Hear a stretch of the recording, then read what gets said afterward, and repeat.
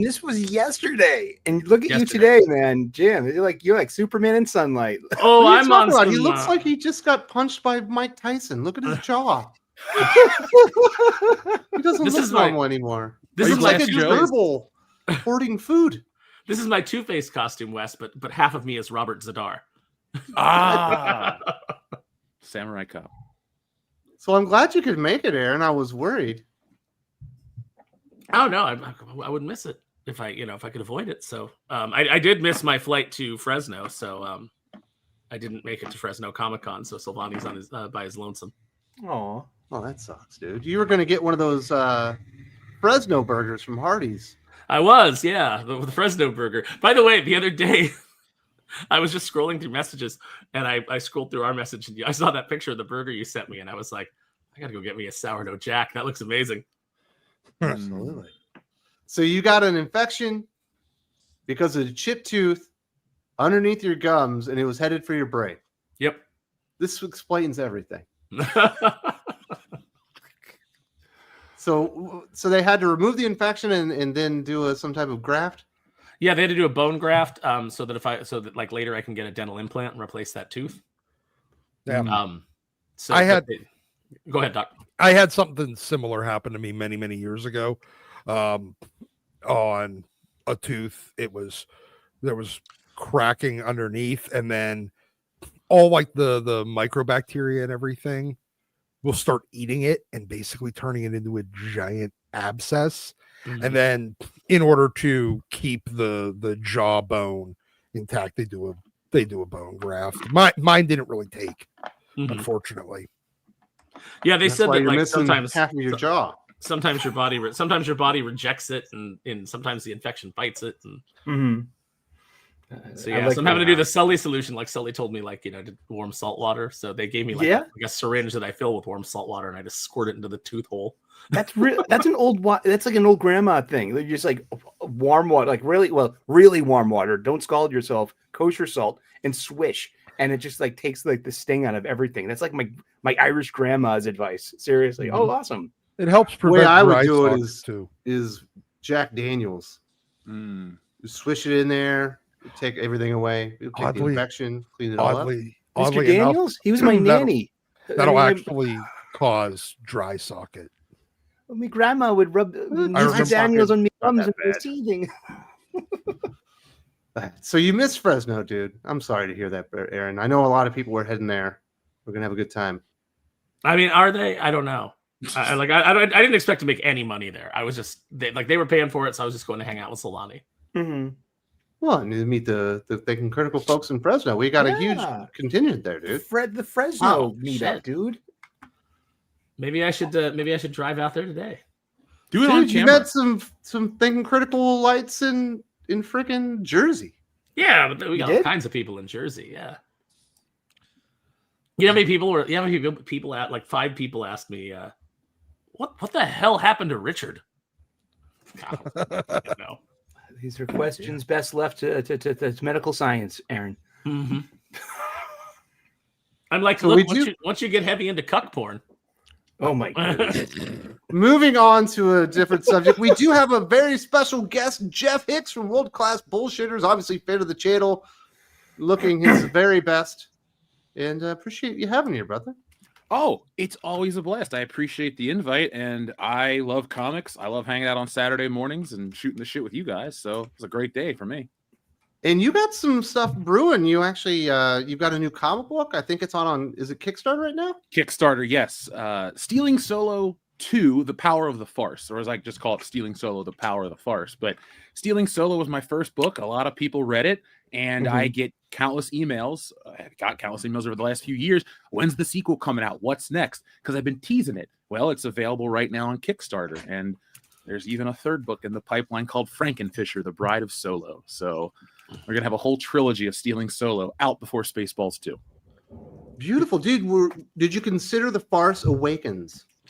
I did, but the problem is, if I called it The Farce Awakens, the first book is just called Stealing Solo. So Awakens, to me at least, feels like it's the first in a series. So it's like Stealing Solo, then The Farce Awakens. No, plus Aaron knows this, you're a collector. every Stealing Solo campaign has a toy theme. And so this time it's Power of the Force 2, and I'm going to treat it like Power of the Farce. So inside I'll have drawings of all the kidnappers on custom Star Wars card backs for just bonus content. Instead of G.I. Joe card backs, we get both. Beautiful, dude. How long have you been working on this book? I started early this year. I may have written the outline back in December of last year, but I have a good system going in terms of how to produce this stuff. Since I write and draw it, I don't really have to wait on art to come back, and I don't have to really wait on other people. So I just got inspired to get the sequel done, and it turned out very good in my opinion. And then I did the artwork and revised the script, and now it's just done. And we're funding it, and then we're gonna print it after the campaign closes, and then I will ship it out, and it should be to everybody by late February. That's about the turnaround time from getting it back from the printer, fulfilling it, and all that other stuff. So, wow, dude, what is it about? What did we sell in this thing up? Okay, so the first book was about a group of disgruntled Star Wars fans who kidnapped Harrison Ford and forced him to remake Star Wars in their basement. And this time, Mark Hamill, jealous from the attention that Harrison Ford's kidnapping got him, decides to kidnap the same kidnappers and try to redeem his dignity and legacy from what Disney did to him. So we have some fun Killing Joke style flashbacks about how they took his dignity and all of this other wonderful things. And it's bigger and crazier. So the first time we're in the basement, we're making this Star Wars movie. It's kind of wacky. He breaks into our house, kidnaps us, takes us to a remote location in the middle of the night, forces us into this factory where we then remake a bootleg version of The Last Jedi. We almost die. And then in the third act, we set up for Frankenfisher. I don't want to spoil anything, but this is a cliffhanger, Empire Strikes Back style. And the last page will leave you literally saying, what the fuck? And then you'll want to read the next book. So is he like the Joker? Yes. I wrote all the dialogue with the Joker's voice in my mind. So when he blackmails us, he's like, do you really want to be somebody's prison wife to get us to make this movie? And I'm just thinking, like, how would the Joker say these things? So he is the Joker. He is unhinged. I have this little beat where his iris will explode, and that's his like mental mania, his madness breaking down. So every time you see that panel of his eye exploding, he's breaking a little bit, and it gets crazier and crazier until like the end where he does something irredeemable and crazy. What admits that he's your father? WTF? I got the last page, man. You're right. What isn't great? Look at this. That's the Phantom Menace edition. Yeah, the old High Council. That's my favorite cover of that campaign. I really like that. Oh, I love the Drew Struzan movie poster one myself. I love that one. And this is a fun book. Anyone out there who wants to back some indie art, this is a fun story. I've gushed at Jeff a few times. I'm so impressed with his panels and his panel progressions. I love it. He's ripping off John Romita Jr. in my heart. And I was like, dude, I love your camera work. And that's like, I think you're going to love the new one even more because I am a comic book guy. Don't get me wrong, but I'm a movie nerd too, like to the nth degree, where I know cinematographers and all this stuff. And so I just want my books to feel cinematic. So you guys remember those old wizard books that would be like how to draw comics, and they would talk about like beats and all that kind of stuff? Yeah, the Bart Sears stuff. Yeah, I have memorized all the little bouncing ball and all that. I like to do basically my rule of thumb is I want it to look like my pages are moving in front of you. So if you just kind of watch them like this, your brain would fill in the gaps. And it's a static image, but I draw it in a way that makes it feel like a natural progression. And you can understand the story without actually reading any of the text. So you had some issues with the first printing, I think, of Stealing Solo, correct? Yeah, I won't say the company's name for legal reasons. But it wasn't your issue. You sent them the things and then they printed it wrong. Yeah, I sent them the file. I got my PDF proof. Everything was different. Then the book went out and they messed it up. And so I had to get my lawyer involved. And luckily, a lot of the community, rallied behind me. I got almost a full refund. We're talking, they wouldn't give the shipping back. But I mean, if you're talking a $10,000 order and they mess it up and they're willing to give you a big chunk of it back. So they did. And then I had a family member who had died right after the book came out. So after I got through that, within 6 months, there was a new book with a new back cover printed from the same people that print DC comic books. And we were off to the races. And then we did the Phantom Menace edition, which actually topped the first version of Stealing Solo. So I love it too. I mean, look, I got a pack of cards in here. This is pretty cool. This is what I was talking about. This is a blind bag. I haven't opened it yet. It will ruin its resale value. Do you really? Would you like another pack? I'll gladly send you one. You can open it up. When I order a Stealing 2, just throw it in with it. And look, yeah, I'm the luckiest. I'm looking the luckiest boy in the world. I got a Jeff Hicks fridge magnet. It's got everybody that's on that cover in that bag. And now I got like Ethan and Anna and Cecil. I want a Jeff Hicks fridge magnet, man. Which one do you want? You want Stealing Solo or Woke Busters? I don't have them, but I got the Woke Busters ones over there. It's me, and I'm colored like the real Ghostbusters with the different color, orange suit and everything. Give me the Woke Busters. See, I just want Jeff Hicks magneted to my fridge so he could yell at me every time I go in it. Yeah, action figures all over again in a way. Look, I'm going to make Ethan and Gary and Geeks and Gamers get along. They all get along on my fridge, man. It's utopia. Now, folks, let the healing begin.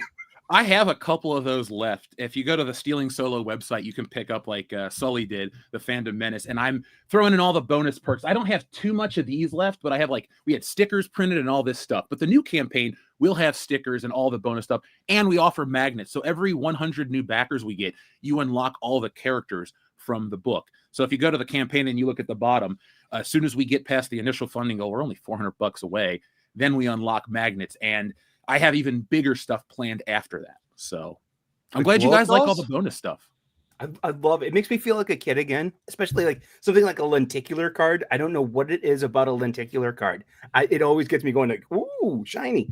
I'm like, I love it. I feel like I'm 12 years old again, opening up a Topps, movie cards. It's fun. Jeff, man. what's it going to take? What's the amount for Sully to get his Jeff Hicks blow up doll to come in with this thing here? Okay, so my dignity has a price. My dignity has a price, and I need a house. So $400,000, and I will make you a 2-scale Jeff Hicks doll. That's reasonable. Okay, we'll get a Jeff Hicks real doll. Oh, yeah, sure, but the mouth doesn't open. Sorry.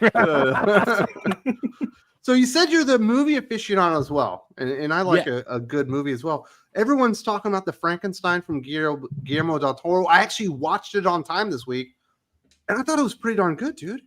I need to catch up. I've been busy with this stuff, but I want to watch that, and I even want to check out a couple other ones. I want to check out the new Running Man because the guys on the podcast say it's not bad. And then I'm morbidly curious about that Nicolas Cage Jesus movie just because it's Nicolas Cage, and I will watch literally anything he's in. So you haven't seen the Frankenstein movie? No, I haven't been to the theater since Tron Ares came out. Netflix. Oh, okay. Then I have no excuse. I'll watch it tonight. I got a party to go to, and then I'll check it out. Dylan, have you seen it yet? You're the movie aficionado. No, because it's on Netflix. I don't have Netflix, and also I didn't care for the trailer I saw. It does not interest me. I did see The Running Man though. How was that? When it's just him surviving and like running around, it's good. Anytime it tries to do any emotional beats or get deep, it's really bad. So it's like a mixed bad. Overall, it's not bad, but it's like anytime. Is it as good as the Arnold movie? No, I would say it's not as good as the Arnold movie. There you go.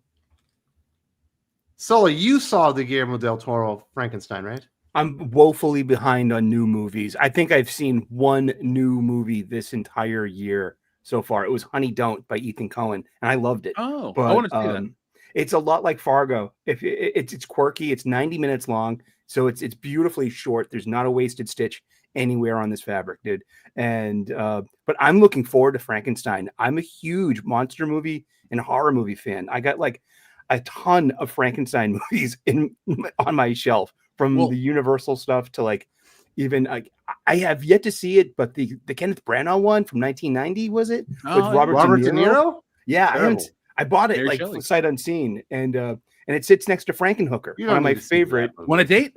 I met her once. She was so nice. But Sully, not to try to go backwards, but the end of this new book is very inspired by Frankenstein. I went and bought a new copy on 4K, and because for tax reasons you can take that off. But I studied it, and I'm using that as a color reference in a couple things. So I'm a horror guy, and I had to throw in a horror element. You know what's great too for Frankenstein movies is Mel Brooks' Young Frankenstein. That's a classic. Because it pretty much chronicles the first 3 or 4 Universal movies. You don't really get like how much he's ripping off the entire early series, not just the first movie, but like all the subsequent ones, and it's like, oh my gosh, it's like it's all there, and it just makes me appreciate Young Frankenstein even more, especially the Nice Knockers.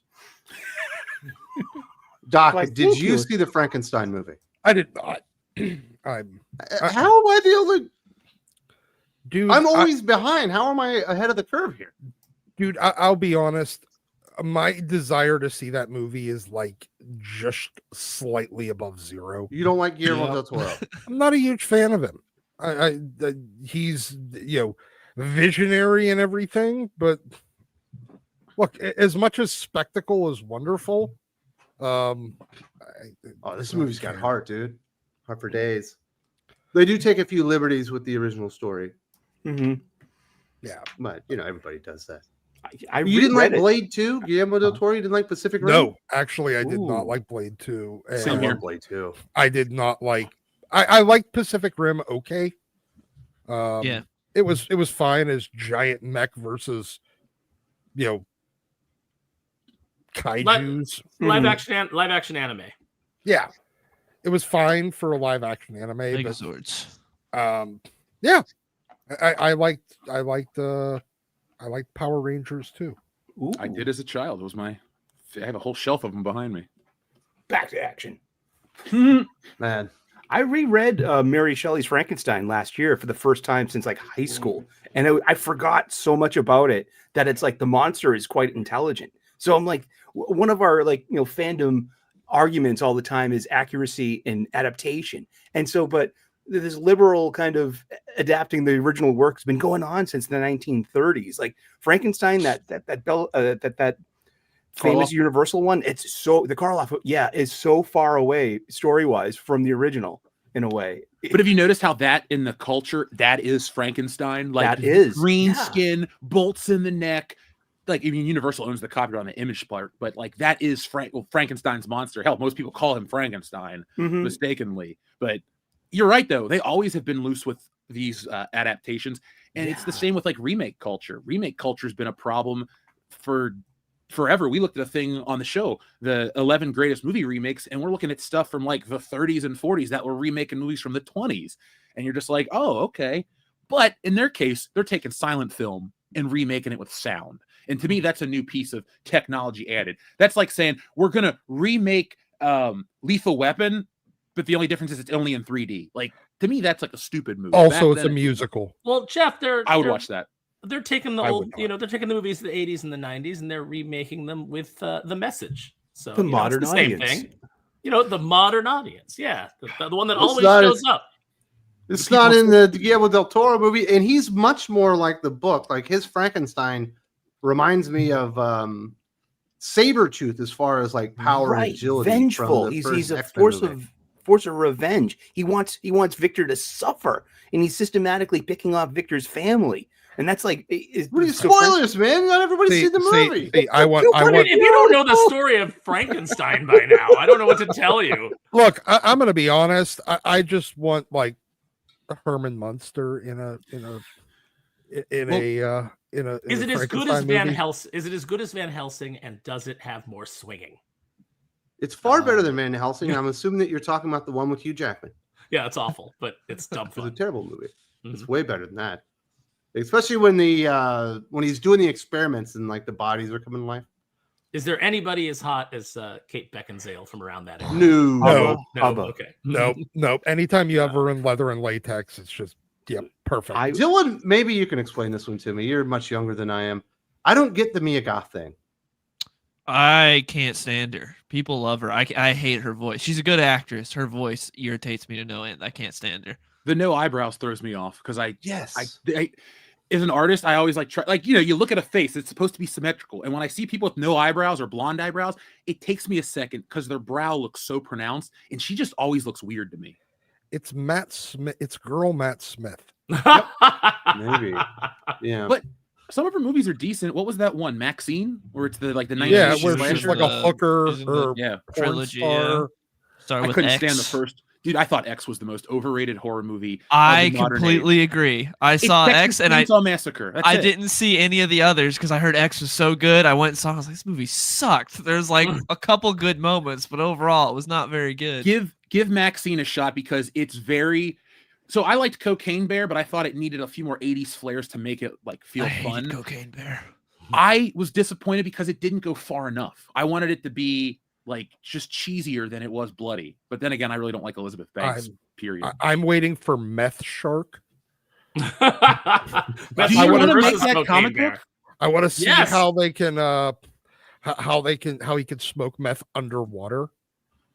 It's so hot that when you smoke them in, it creates steam. That's what you're seeing. That Well, there's a hot take right there. Giant-proof weapons is also very overrated. I've heard That is great. I liked Weapons a lot. It's good. Weapons is pretty decent, but it wasn't like the moment that people made it out to be. I loved Weapons because I didn't listen to any of the hype. I just went in going like, okay, what is this? And I had a really good time with it, and the way that it was laid out, and the way the story as well. The way the story was told, and then Then the ending of the villain was pretty damn savage. Now the couple of things Cannibalism that throws me off. The couple of things that I didn't like in Weapons were some of the dreams. They didn't have any connection whatsoever. The clown? Yeah, the clown. 100% with you. Dream. The thing on her. When Josh Brolin sees the fucking time above the house and that turns into a fucking AK-47 for absolutely no reason. I remember thinking it was an M4, not an AK. So I don't remember. So it was a good day because you didn't have to use an AK. Oh God! Only you would make an Ice Cube reference, dude. Aaron Sparrow's I was going to say, guys. I am so high on medication. I can't even tell you. Oh, this is great. We're just gonna hang out and listen to a gangster. Stone Stream with Aaron. 7-Eleven. But even backdoor little Good Joe. Weapons is a good movie, but it wasn't quite like life changing like people made it out to be. No. I think we get a lot of that in the modern age. It's like because of social media, only hyperbole sells. So you got to always sell these movies as the greatest, the biggest, the best. Well, I think it's also because of the amount of low quality content, something that's pretty good feels like it might be amazing. Additionally, agreed. Yeah. I think the biggest thing is that it was a good horror movie that was very original, which is getting those two things together these days makes it like groundbreaking and life-changing. Yeah, you also have to remember too that like we're dealing with a lot, a lot of the reviewers and things like that. They're younger, so they don't have quite the the long period of like seeing all these amazing movies. So when it comes out and like you said, they've just seen a lot of the current slop. It does feel like it's like the most groundbreaking thing that's ever happened. Yeah, that's why Dylan doesn't have K-pop Demon Hunters at the top of the list. He's too indebted with slop. I don't have it on my list. You just watch Netflix movies, dude. That's the definition of slop. I've watched you're watching K-pop. Movies, you're watching Frankenstein. K-pop Demon Hunters was produced by Sony Pictures, dude. Yeah, it came out on Netflix, and a Netflix original movie. Definition of slop, right there. But I don't really watch much Netflix. But I was surprised by Guillermo. But where did Running Man make it on your list of the best movies of the year? I've seen 47 new movies this year. It's at like 30 something. Okay, so it's not up there.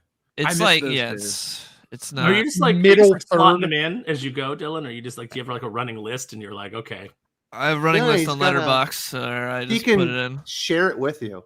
Yeah. What's your number one movie still?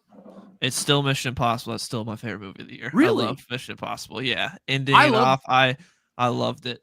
I love Mission Impossible, but I thought that was such like the last one was kind of flat for me. And so I went into this one with very little hype and I enjoyed it, but it was just good enough that I kind of don't want any more Mission Impossible. And I kind of don't want to watch Mission Impossible. Like to me, it was such a good closer and I'm done.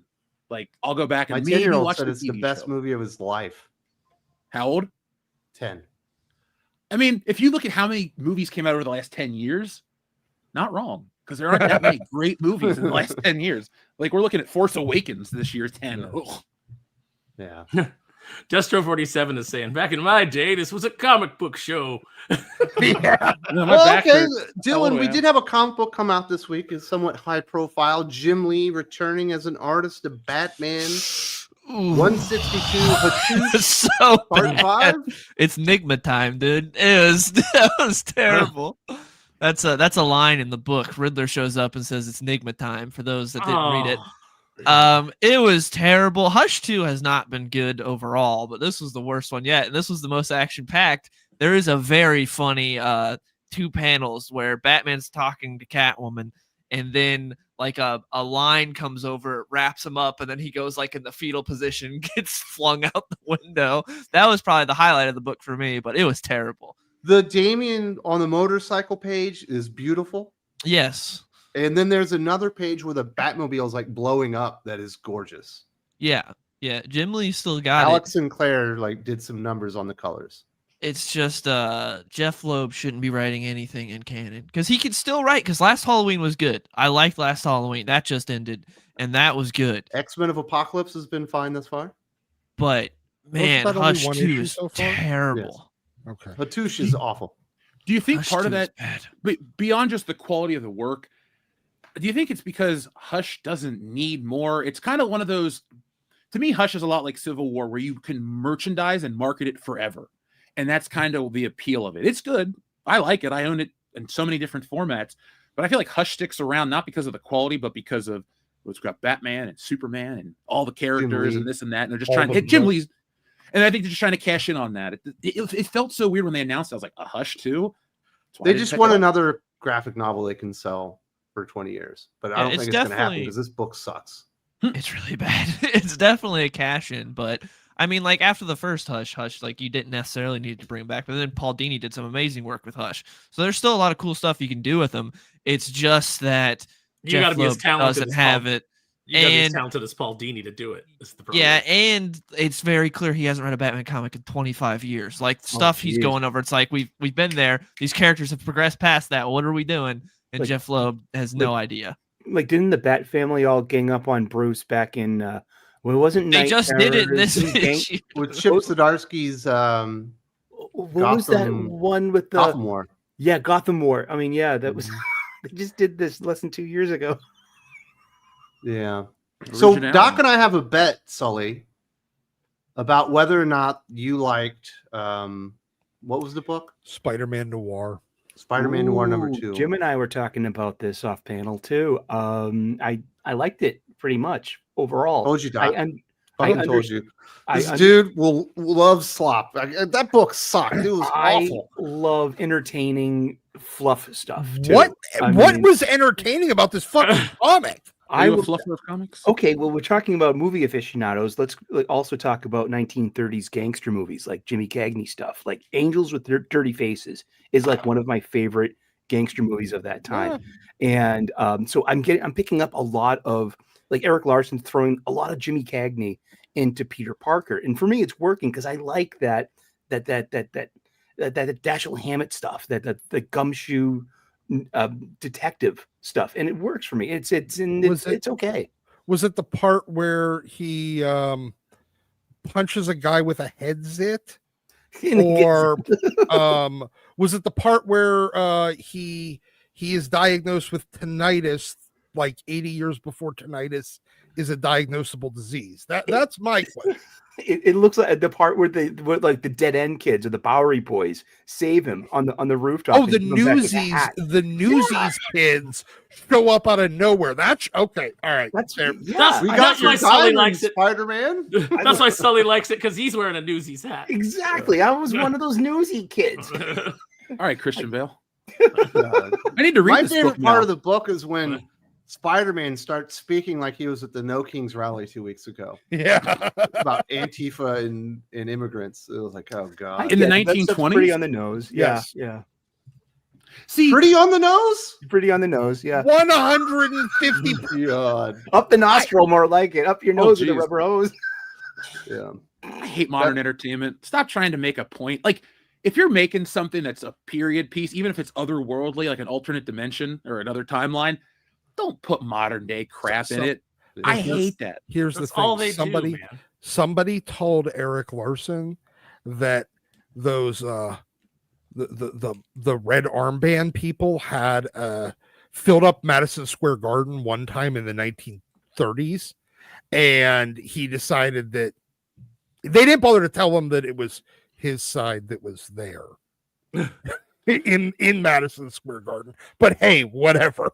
Dude, I had a bunch of personal interactions with Eric Larson over the internet, and he went from being one of my favorite artists to somebody that I just had to block because it's like, hey, I'm in your group about your art.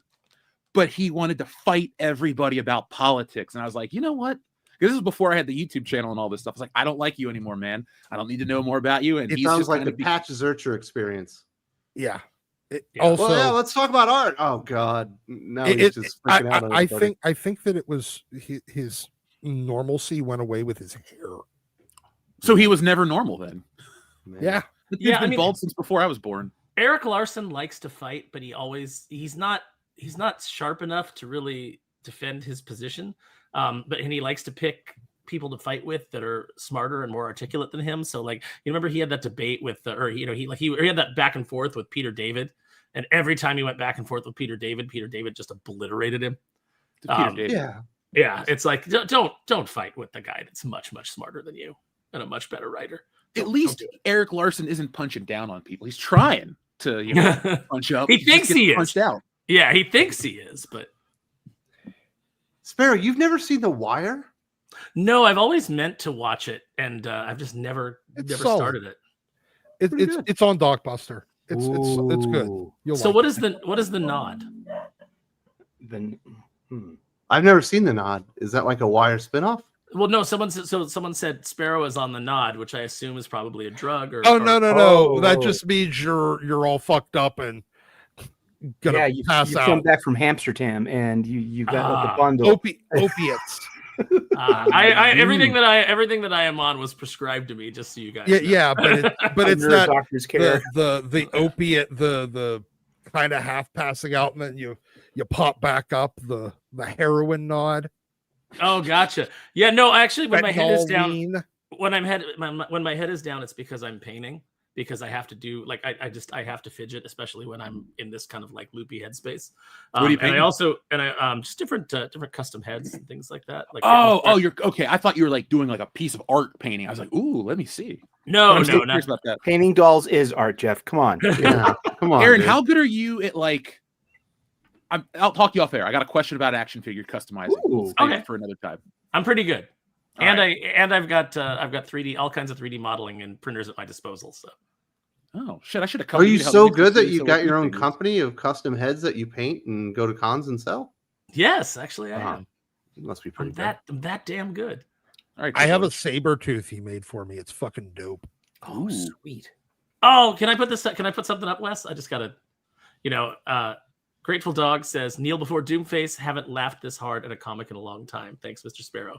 Thank you. And if you want to laugh at another comic, let me throw it back into the chat here. We have watch out, Aaron's throwing it back. Stealing Solo 2 here. Thank you. So there is the link. That's my rule of thumb, man. I want to make people laugh. Like comics should be, not always, but I do like when I chuckle. Even at like an old Fantastic Four, an old Spider-Man, you're just like, this is good. Makes me feel happy. Yeah, Jeff and I keep talking about how Kneel Before Doomface and his book Wokebusters could easily take place in the same universe. Do you want to just call it that they do, and we'll work it out? Because I say that they do, because you're getting a billboard in issue 2. Like in the city of San Francisco, there's a Wokebusters billboard. Yes. Oh, cool. Then I guess I should write a sequel where they go to your city instead of, because it was originally Wokebusters Take Washington, because it was going to be like a whole joke. But I might just go to that instead. I don't have to. It's going to be like Deathmate. You're going to have like permeating foil covers and crossovers. Yeah, you can use the Social Justice League if you want. But yeah, what's the name of this shared universe? Is it the bullshit verse or what? Not the Wokeverse. We'll come up with a good name, man. Like something. I'm on the woke is Doomdiverse. I don't know, man. Like I said, I'm on a bunch of prescription medication, but like I said, it is all prescribed by a physician. But I have an old timey physician, so he told me I have ghosts in my blood and that I better do cocaine about it. So all right, doctor's orders. So anything else going on? What else did you see this week, Dylan? Did you go see any more films? Not this week, but I saw a new Predator last week, and I saw the worst movie of the year, which was Die My Love. That movie was terrible. Who was in that? That's Jennifer Lawrence and Robert Pattinson. It's awful. You sold me on not to watch it with Jennifer Lawrence. There are a few actors that I find so unlikable that I just like. She could be She was in my great in New movie. Class. I won't First watch it because I Class, just First don't like her. Class. She's a yeah. Oh, I so saw I X-Men. Yeah, I saw that. That was overrated. She's a good actress. She is very insufferable in real life, but she is a good actress. But this movie was terrible. Listen, before First Class, no one had ever put a woman in a superhero movie before. Yeah, no, in a never. movie, Aaron, in an actual film, there had never been a woman like Judy Garland in The Wizard of Oz is a fever dream. Jennifer Lawrence. No, Games. every It was before just a Jennifer bunch of Lawrence, dudes. every woman was just a guy in drag. Oh, like Monty Python. Perfect. Yep. Let's return to that. Eric Idle's still alive. Yeah, you know. Did you like Predator Badlands? A lot of people are crapping on it. If you could say it's not a Predator movie, it's not bad. But if you look at it through the lens of a Predator movie, it's pretty bad because it's just a Disney movie. Was it better than Just like- Prey? I hated Prey, so I'd I say it's didn't like better than Prey. either. I'd say it's better than Prey, but it's not a Predator movie. It's very much just like a classic Disney adventure type movie. Well, dude, the problem with modern entertainment and like trying to make these brands stretch out is, and this is going to hurt some people, but like Predator is an Arnold Schwarzenegger movie, and it kind of falls apart after you go to after the first one. It's like, yeah, 2 is all right, and they tie it together with the Alien, and I get crossovers are fun, but like Predator is its own beast, and then the rest of the like, you ever go to a I like like Predators, the one with all the prisoners and everything. Thank I like you. that one. Eric That's Foreman? that's my second favorite after the original. You mean the Predator one where 2, Eric Gary Foreman- Busey. where Eric Foreman is a serial killer? I still have I am still of the opinion that that's where he went when he said he was going to Africa on that 70s show, and he's actually was a serial killer the entire time he lived in Point Place. That's Point Place I love poker? that. Like the problem with every Predator movie is the fact that the Predator never wins. He always gets bitched. And they're like, all right, finally, we're going to have him win. But in order to do that, we have to make him the protagonist. And I think that's weak. You could have him win as the antagonist. Just have him Do that. slaughter Yeah. everyone. It's so stupid making him the They protagonist. jabronied him I hate out. that. I don't want to hear the Predators talk. I don't want to get subtitles of their language. I don't No. want to know what's going on in their heads, and I don't want them written like they're people. You know, I don't want to get inside their mind because I want the Predator to remain an alien threat. You know, it is okay for us not to understand the thing that they're up against because it Their is completely motivations. alien to us. Yeah. Yes, and now they're doing it. I mean, they're doing it with Alien Earth too. Like they're just nerfing the xenomorph. No, you don't have to do that. Just keep it as visceral and as unknowable as it's always been. We don't need I don't want to know about the scientist predators that build the ships. I don't care. Yeah. Dude, you're right. I had to give up on Alien Earth after a minute. It started out so cinematic and great, and then it just Beautiful. dragged, It looked dragged. just like the original movie, dude. It was awesome. That first episode, I geeked out and made a video on it. I was so into that first episode. And man, the next week I was like, and then by I think I watched 4 and I went, I'm done. I don't think I'll ever go back. Like Welcome to Derry. It didn't really hit hard, and now I'm 2 episodes behind, and it just seems like a task to catch up with these hour-long streaming shows every week. I don't understand why there is a Welcome to Derry. Yeah, it just goes Because backwards. money. What I really want is the Pennywise Mary Poppins crossover Ooh. because they're the same species. What about Pennywise Bozo the Clown? I'm thinking about that's that. Come on, then. that's just clowns. But Mary Poppins and Pennywise basically have the exact same power set. But there's one problem. Mary Poppins is in England. He is stuck in Derry, Maine. They'll never meet. But I want that to happen. Like, we'd have to write her into like 27 years before 1962. Yeah. Right? Mhm. I haven't seen Mary Poppins in forever. Sorry. 1942. That would have been about 20 years after, because I think she was in like the 20s. Because they're going backwards. They're in the 60s now. And then they're going to go back to the 30s and then like 1905. I think they announced that there are 3 seasons of Welcome to Derry. So it's just money. We're turning this shit into Yellowstone? Yep, pretty much. Everything is just a Taylor Sheridan ripoff Did now. fucking Landman start again yet? Yeah. Oh, it did. I don't watch Landman. I have Paramount Plus for Tulsa King because that's like my favorite show right now, and so I see the commercial for Landman every day when I'm watching. Landman eats Tulsa King and defecates it on a daily. I'll give it a watch. It's my next show. I love both of those shows. I think I like Landman more, but I like Stallone. I love Stallone too, but Billy Bob in this just has this level of charm. Give a fucktitude. Yes. Well, he just had that same attitude on Joe Rogan. It was a great interview where he's like talking about how celebrities need to shut the hell up about their stupid causes because nobody cares. And he's like, you know what? He's like, you know what? You're a millionaire. You got $30 million. You want to save the Badgers? You could jolly well go save those Badgers yourself. You do it yourself and not even put a debt in your net worth. So shut up. You're telling everybody else how to, what to do, or that we should be spending tax money on it. Put your money where your mouth is. Bingo. Dylan, have you seen Landman yet? No, I'm not. Oh, you're just the movie guy. You're not TV? I hardly watch any TV shows now. I don't watch a whole lot. You just watch shorts? No, I watch movies. What's your favorite movie of all length? time? I watch feature-length films. My favorite movie of all time, Empire Strikes Back. Good film. 10 out of 10 for me, too. Dylan is busy, Wes. He's a young man weaving the rich tapestry that is his life. You got to talk about his favorite movie. My favorite movie is Star Wars. Okay. The original? Yes. High five. Mine, too. No, the original one's the best. None of that stuff. It's not A New Hope. It's Star Wars. That's what it was released as. Exactly. You heard about the rumor that they're re-releasing the original for the 50th anniversary? And I'm not going to do that. Stuff got leaked. They're releasing the 4K. Stuff got leaked, and they took it down, and they put it back up. I've seen all the footage. I spent a whole day literally looking at fucking upload links. There's shit that's in this footage that you cannot fake. Like, they have the plates from, like, when the snow speeders flying around, they have the plates. They have deleted scene plates, like stuff that's never been leaked, like all this shit where they're supposed to be flying through Tatooine. And then they're even, so it's a weird thing though. They're kind of fixing the movie without making it a special edition. So like when R2-D2 opens his third leg to go down the rampway and it like jumps a frame, they cleaned that up. They took away the sound effect of the stormtrooper hitting the head, but they did all this other stuff to it.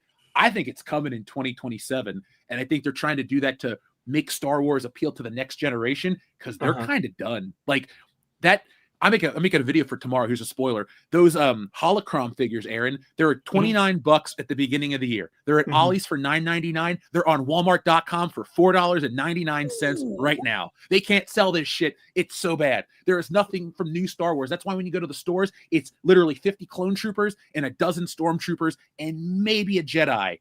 But they're not, like, this new stuff didn't work. And merchandise is always a representative of what's popular with the fans. No, if they released that version of the film, the original cut without the bullshit that they added into it, I will literally grab my family, we'll go on vacation around the release date just so we can see it. They're doing all of them too. Oh, that's good. I hope they restore Empire Strikes Back. There's like one joke that they take out of Empire that I grew up with. You don't taste very good? Yeah, your lucky droids don't taste very good. And I'm like, I grew up with that. And I'm like, why did you have to take that out? Lucas made so many arbitrary changes that you just roll your eyes after a certain point. All right, Sully, what's your favorite movie of all time? My favorite movie of all time. That's an interesting question. I'll probably say Star Wars 77. Yeah, because it's just had such a big impact on me. And it's also the only Star Wars movie that doesn't need a sequel. It's the only complete story. Right. And that had the biggest effect on me and everyone my age. And it also it kind of disrupted my spiritual life because the poor nuns at the Catholic school I went to could not compete with the Force. And it was so coded with like Eastern spirituality. Some nun trying to tell you what to do, and you're just like, and yeah, it was like 1979, and they could still beat us with yardsticks, man. And they could not compete with George Lucas. So we've got Jaws in there. Somebody said Lost Boys. Someone else said Monty Python and the Holy Grail. What's your favorite movie of all time, Aaron? Raiders of the Lost Ark. Another 10 out of 10, dude. That movie's great. Man, maybe Lucasfilm knew what they were doing at one point. Even all the stuff that Spielberg produced in the, like, not all of it, but most of the movies and things he put his name on were solid. Like, 1A for me is Back to the Future. That's another movie. Just got to see that on the big screen for the anniversary. 40th? Yeah. I missed it on the big screen, but I got that deluxe box set that sold out right away. And I'm not going to open it. My number 2 is Conan the Barbarian from John Milius. Have you seen that Arrow 4K box set that they put out No. like maybe a year ago? If you like home video, you should get yourself that because that movie looks great now. And Doc, what's your favorite movie of all It time? does look really good. I'm always torn between PCU and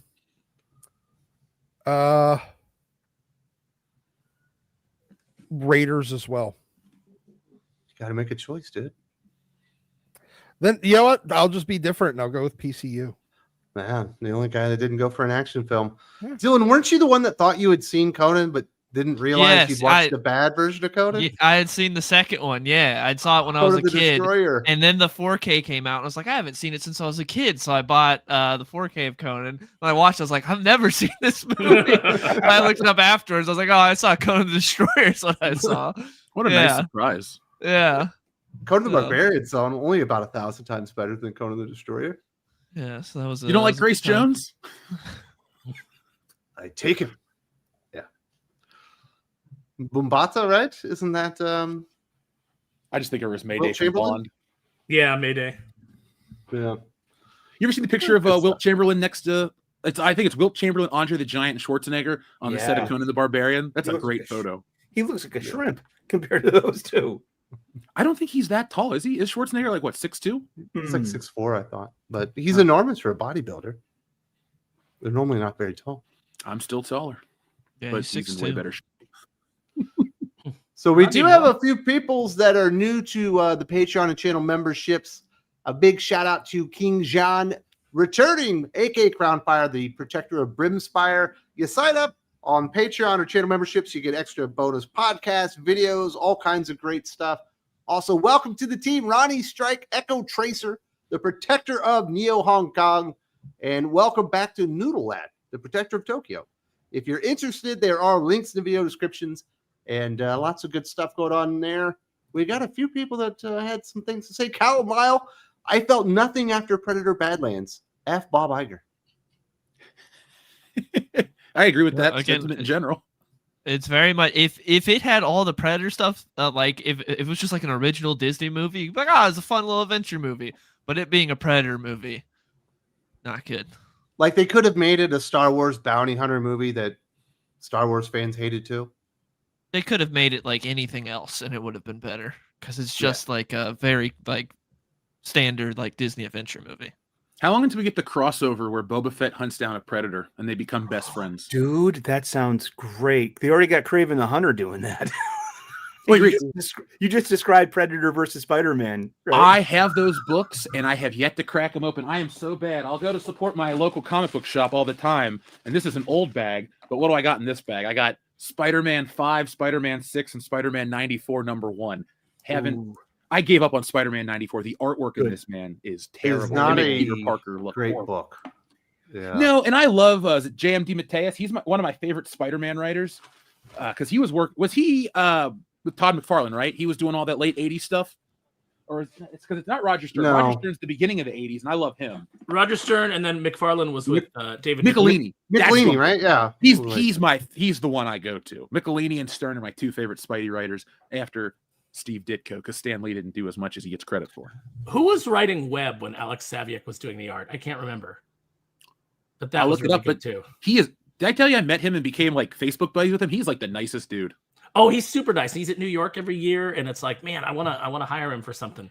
You know, Dude, so maybe future Neil Before Doomface, I could get like a Alex Saviuk cover with the killer. When I worked for Neil Adams at the Cincinnati Comic-Con, Alex Saviuk was one of the guests, and he comes up and he's like, every artist was waiting to talk to Neil, and I went up to him because I knew what he looked like, and I was like, hey man, blah blah blah, and it took him like a couple minutes to realize I knew who he was, but then he just started talking about all this stuff. He was cool. He's like, friend me on Facebook, we'll talk more, and he honestly did. You guys got to hear this story from Ronnie Strike that we just shouted out for Jordy the Patreon.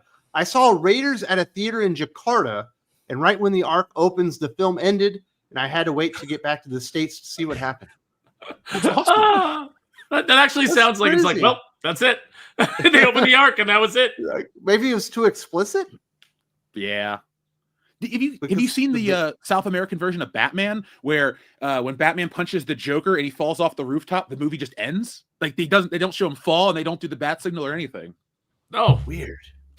Dude, have you guys seen? It went viral on Twitter like a couple of years ago, where I can't remember what country it was, where they were airing Star Wars on TV, and like they put the commercials into it. So like when Obi-Wan reaches for the lightsaber to give it to Luke, he's reaching into like an ice chest for a beer. Yeah. I have those buttons on my show. Good. Cervezas Cristal. So good. Oh man, My favorite one's the Emperor. He uses the Force to pull a beer to him. Cervezas Cristal. Exactly, and then it sings the song. that's how you do like a real commercial with AI. You start adding new seeds. Seamless. How would you honestly feel about that if you went to watch a movie? Like, let's use Back to the Future. Let's say after Marty left Lou's Diner, they do an ad for like Pepsi. Like, how would you honestly feel about that? Like if Marty was driving by on a skateboard and there's like a drink Pepsi and there's like a hashtag and a QR code. Well, remember Wayne's You World already did do it. that stuff. Wayne's World did it great, where they were like, it's like people just do things for money, and it's like really sad. And it's like, Pepsi, it's the choice of a new generation. Like they just like kept it, did that whole the whole risk. There's a Transformers movie with Mark Wahlberg where like everything's blowing up and they finally get to him and he just like picks up a Bud Light like right next to a pops truck. it. It's like one of the lamest like product placements in a movie ever. Dude, Like, in the first Transformers, the Mountain Dew machine becomes a Transformer and the Xbox 360 becomes a Transformer, remember? At the time, At the time, Honest Trailers did the thing where it was like, starring, and it goes through the cast, and then it goes, and Chevrolet, and Chevrolet. Every vehicle was a Chevrolet. Yeah. Jagged 2, aka Shenanigans. Go check out Dispatch. It's raunchy, but man, it's a fun game and it has a superhero story heart to it. Inject some of this into the bad creators. Where can we What's play a that Dispatch? Dispatch is that's a Telltale game. So if you've never played a Telltale game, it's one of those games where like you sit there and you just choose dialogue options and the story goes. And it's where Like you're playing Choose Your as Adventure? basically, yeah, and you're playing as a dispatcher for superheroes. So like you work in like whatever city and you work with all these different superheroes and you got to like navigate all that. There's drama and romance and whatnot. I haven't played it, but it's blowing up right now. It's very topical at the moment. Do you think the So Telltale's the ones that did the Walking Dead games, right? Yes, correct. Yeah. They did Batman games too. Ones too. Back to the Future. Are they worth going back and playing? Yes. They are. I mean, you don't have to go back and play them. You could just watch. Probably just watch it on YouTube because and it's just like a movie. I mean, I was doing that. I had taken some mushrooms, and there's a part where Bruce Wayne gets jabbed in the neck with a syringe and starts hallucinating, and that's right when the mushrooms kicked in. And I was like, "Oh shit, I am Bruce Wayne right now." Dude, I did that once and watched Batman Forever. It was a trippy experience. Probably make the movie better. Yeah. I saw Spider-Man 3 on mushrooms. That's probably why it's my favorite. Yeah, I can understand why, because that movie's pretty much unwatchable. Well, Dylan, I think you and I are the only people that don't do tripping balls and watch movies, dude. Yep. I take movies very seriously. I'm not saying I myself as well, obviously. It's not a habit. It's just an experience. When I lived in California, man. Then Jagged says Stephanie Phillips is going to be on Daredevil in March of 2026. Oh, true. God. Why? What the? New number one.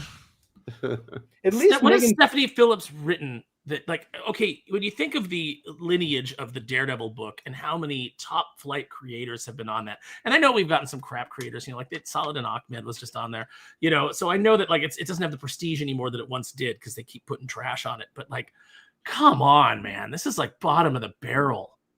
She has never written anything. It might be lateral from Solid and Ahmed. It might be, yeah. Maybe they're hoping she'll rise to the occasion like Zdarsky did. Because Zdarsky, I wouldn't say when he got put on it was like the greatest either, but then he actually did really good. So maybe they're hoping. Maybe, but it's like, Zdarsky did at least kind of pivot and do a good Spider-Man series. So like it was evident that he could write, if he just took away his worst tendencies, which were trying to be funny. The Canadian, the Canadian humor that's so zany, yeah, yeah. It's like, and I like his humor when it's just like him, like doing like J.C. Penney shots of himself and things like that. Like to me, that's funny. But like the stuff he was putting in the book wasn't good. So at least he had like a track record. But Stephanie Phillips has never written anything that's compelling or interesting or and it's just bland. I like Cap Wolf and the Howling Commandos, but it might be the Carlos Magno art. That This is is really fair. good. But And that's it's a for the stupid Elseworlds story. concept. Yeah. When you have a stupid concept executed by a stupid writer, it can be fine. Like, be good or be bad, so at least it's so bad that like we can get some entertainment out of it. But don't don't be like lukewarm, just bland. Like it's just Mid hurts. I mean, why not give it to Megan Fitzmartin, because she's wicked Irish and she's wicked Christian too. Two great ingredients for Matt Murdock. You there. mean I so don't think Christian that she makes everything gay? Yeah. That's super Christian. Yeah.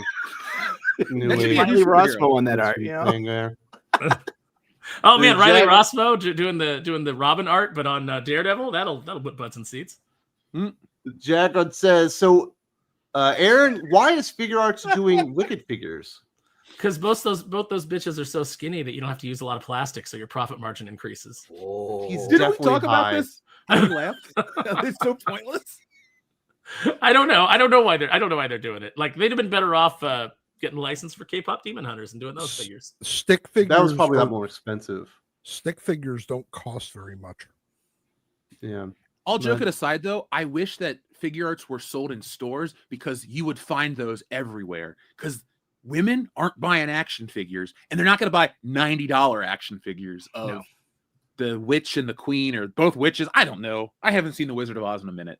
What scale are they? Are they like action figure They're like size? Yeah, Oh, it's six figures. inch. It's always Yeah. contemplating. I They am. got fucking Wicked figures? Wicked This figures? is wicked awesome. Dude, I love that Ariana Grande. I love the irony of a name. The funny thing, Yeah. the funny thing is it's only a 6-inch figger, but it's still She's going to weigh more adorable. than the real thing. Yeah. Yeah.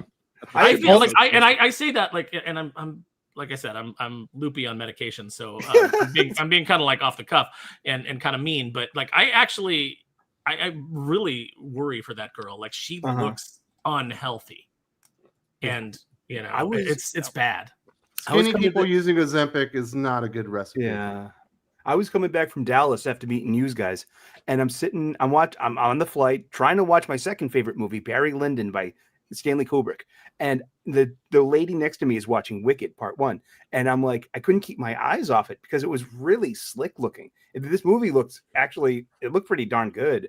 You know, I'd probably give it a chance on someday. I've seen On a the trip. musical. So when I does was in Sucker London. Punch. It's a good story. I like it. It's fine. Doc's got a point. Oh yeah, Sucker Punch did look good, but that's an awful film. Yeah. Zack Snyder. Ugh. Then he says, I think this is also toys, Aaron. Regal Robot is doing a melting face tote bust. That's You see, they're doing the hanger too.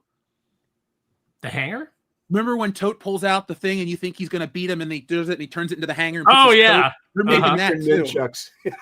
Can I tell you Such a how weird much? collectible. Like how much, just from a writing standpoint, how much I like when Marion says, I don't know, who you're used to dealing with. And then when he gets the poker out, he goes, let me show you what I am used to. And like, it's so freaking frightening. Like, especially as a kid, I was like, this guy's terrifying. This weird little balding man is horrifying. Dude, if you watch that movie in 4K though, you can see that they just gave him a buzz at the top, and he's like, you can see the hair. It's a really bad haircut. It's hilarious. Uh-huh. And And he was like a then, casting director. Like he wasn't even like they were using him to cast it. I heard like he didn't go out for the role, but like when they were doing the casting for it, they were like, who you'd be great for is this role. Good old Ronald Lacey. We got HH German and Sigma Comics. Shout out to Thinking Critical from Gotham City. Pre-order Green Eye Bandito today. Support Eddie's Thinking Critical family. Hit like and subscribe. And may have a surprise for Doc next week. Is he gonna like show up and fight you or something? Where's Doc out? Doc is apparently out. I saw HH on Tommy's show. That was really good. Oh yeah, That's cool. Tommy's great. I think Tommy Yeah. might be joining us soon, but he's got a great interview show. If you're looking for great interviews, that's the place to go. And certainly go to Kickstarter and back Green Eye Bandito, the prequel story of the Calico in manga format. And when he says Gotham City, he's in Chicago, right? Probably. It's got to be Gotham, right? I don't know. Someplace with a lot of crime. Oh, So it could be LA too. it could be Somerville, Massachusetts, for all I know, dude. San Could you imagine Francisco. Batman of LA? That'd be like the worst comic book ever. The Batman of LA. Well, I mean, it certainly has a It'd corrupt be like mayor, a so there's plenty Schumacher of Batman. there's plenty of story potential there. He and Robin would be very happy together. Kaiser Soze is saying it's Jersey. That makes more sense because he's been on the East Coast. Yeah, I've heard that it's Jersey. It's modeled Oh, after really? Jersey. So I'm curious what the surprise for me next week is. H8 says it's New York City. There you go. He's home. All right. I thought Metropolis was New York City and Gotham was Chicago. Metropolis is too clean to be New York. I Yeah. think it's both. Well, It's just New York splitting used the to be nature. clean. It's splitting the nature of Manhattan into two: the light and the shadow. Therefore, there you go. You're balanced. You're yin and yang. Well, they are, as Zack Snyder taught us, they are just right across the river. from each Harbor. other. I hate that. So it's Man. Oakland and San Francisco. Yeah. Well, San Francisco is now Oakland, so might as well. I guess we'll get to the main topic. We do have a 2025 to start wrapping up, put a bow on. We're getting almost to Thanksgiving. I got a Christmas tree up now. So I thought we would talk about some of the worst comic creators of the year. We've had some amazing things, but we've certainly had some very bad comic books led by some very bad comic book creators, whether it be writers or artists. Sully, you are the Prince of Positivity here on Think Critical YouTube. And specifically here, the Comics Aficionados. What's a writer that just really has gotten to your crawl this year that you've realized, or an artist, whatever, comic book creator that you just don't like, that they're just really bad? Okay, I'm willing to step into this. Literally, but I'm not going to track it across your rug. But on one hand, it's got to be the X Office over at Marvel. It's got to be Gail. It's Eve Ewing. Those two X-Men books that they're writing are just, as a lifelong X-Men fan, I just don't see it. Who is this for? Why are you producing these books, taking up shelf space? You have this opportunity to give us excellent X-Men stories, and you give us this. And I don't like punching down on creators, especially women too. I mean, but it's just it seems to like shore up the negative stereotypes that, like, what are you doing? Like Gail's X-Men Uncanny. It's just Uncanny X-Men used to be a bit more of a serious book in a way, like action adventure, higher stakes, not all this fluff and just cutesy character moments and bonding and I do appreciate that both books are trying to, there's a new generation of mutants and you have the older team mentoring the young team. That's always been an X-Men thing, and I appreciate that. Just the execution, the dialogue, and the story. I mean, it's just it's all useless, and it's not going to matter one bit in the end. The other part for me personally is just the political divisiveness of the tone of the day, and unfortunately, people like Daniel Warren Johnson and Scott Snyder, you both broke my heart, and I can't buy your stuff anymore because of that. The Absolute Batman sketch commission thing that Johnson chose to disseminate on social media. It's not that he did it, that he had a paid commission, is that he not just chose to put it on social media, but that everyone's like shamelessly glorging about it, going, oh, yeah, you go, and just, but Scott Snyder using his own kind of creation that he spent so hard pimping. I mean, it doesn't matter that I'm in the middle. It doesn't matter, if I agree with you or not. It matters that you just got so you're always saying, like, read the room, turn on the temperature.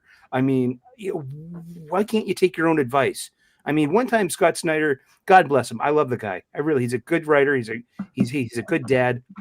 We got into it a little bit in 2018. He emailed me and out of the blue, and he asked me, stop being such a shit.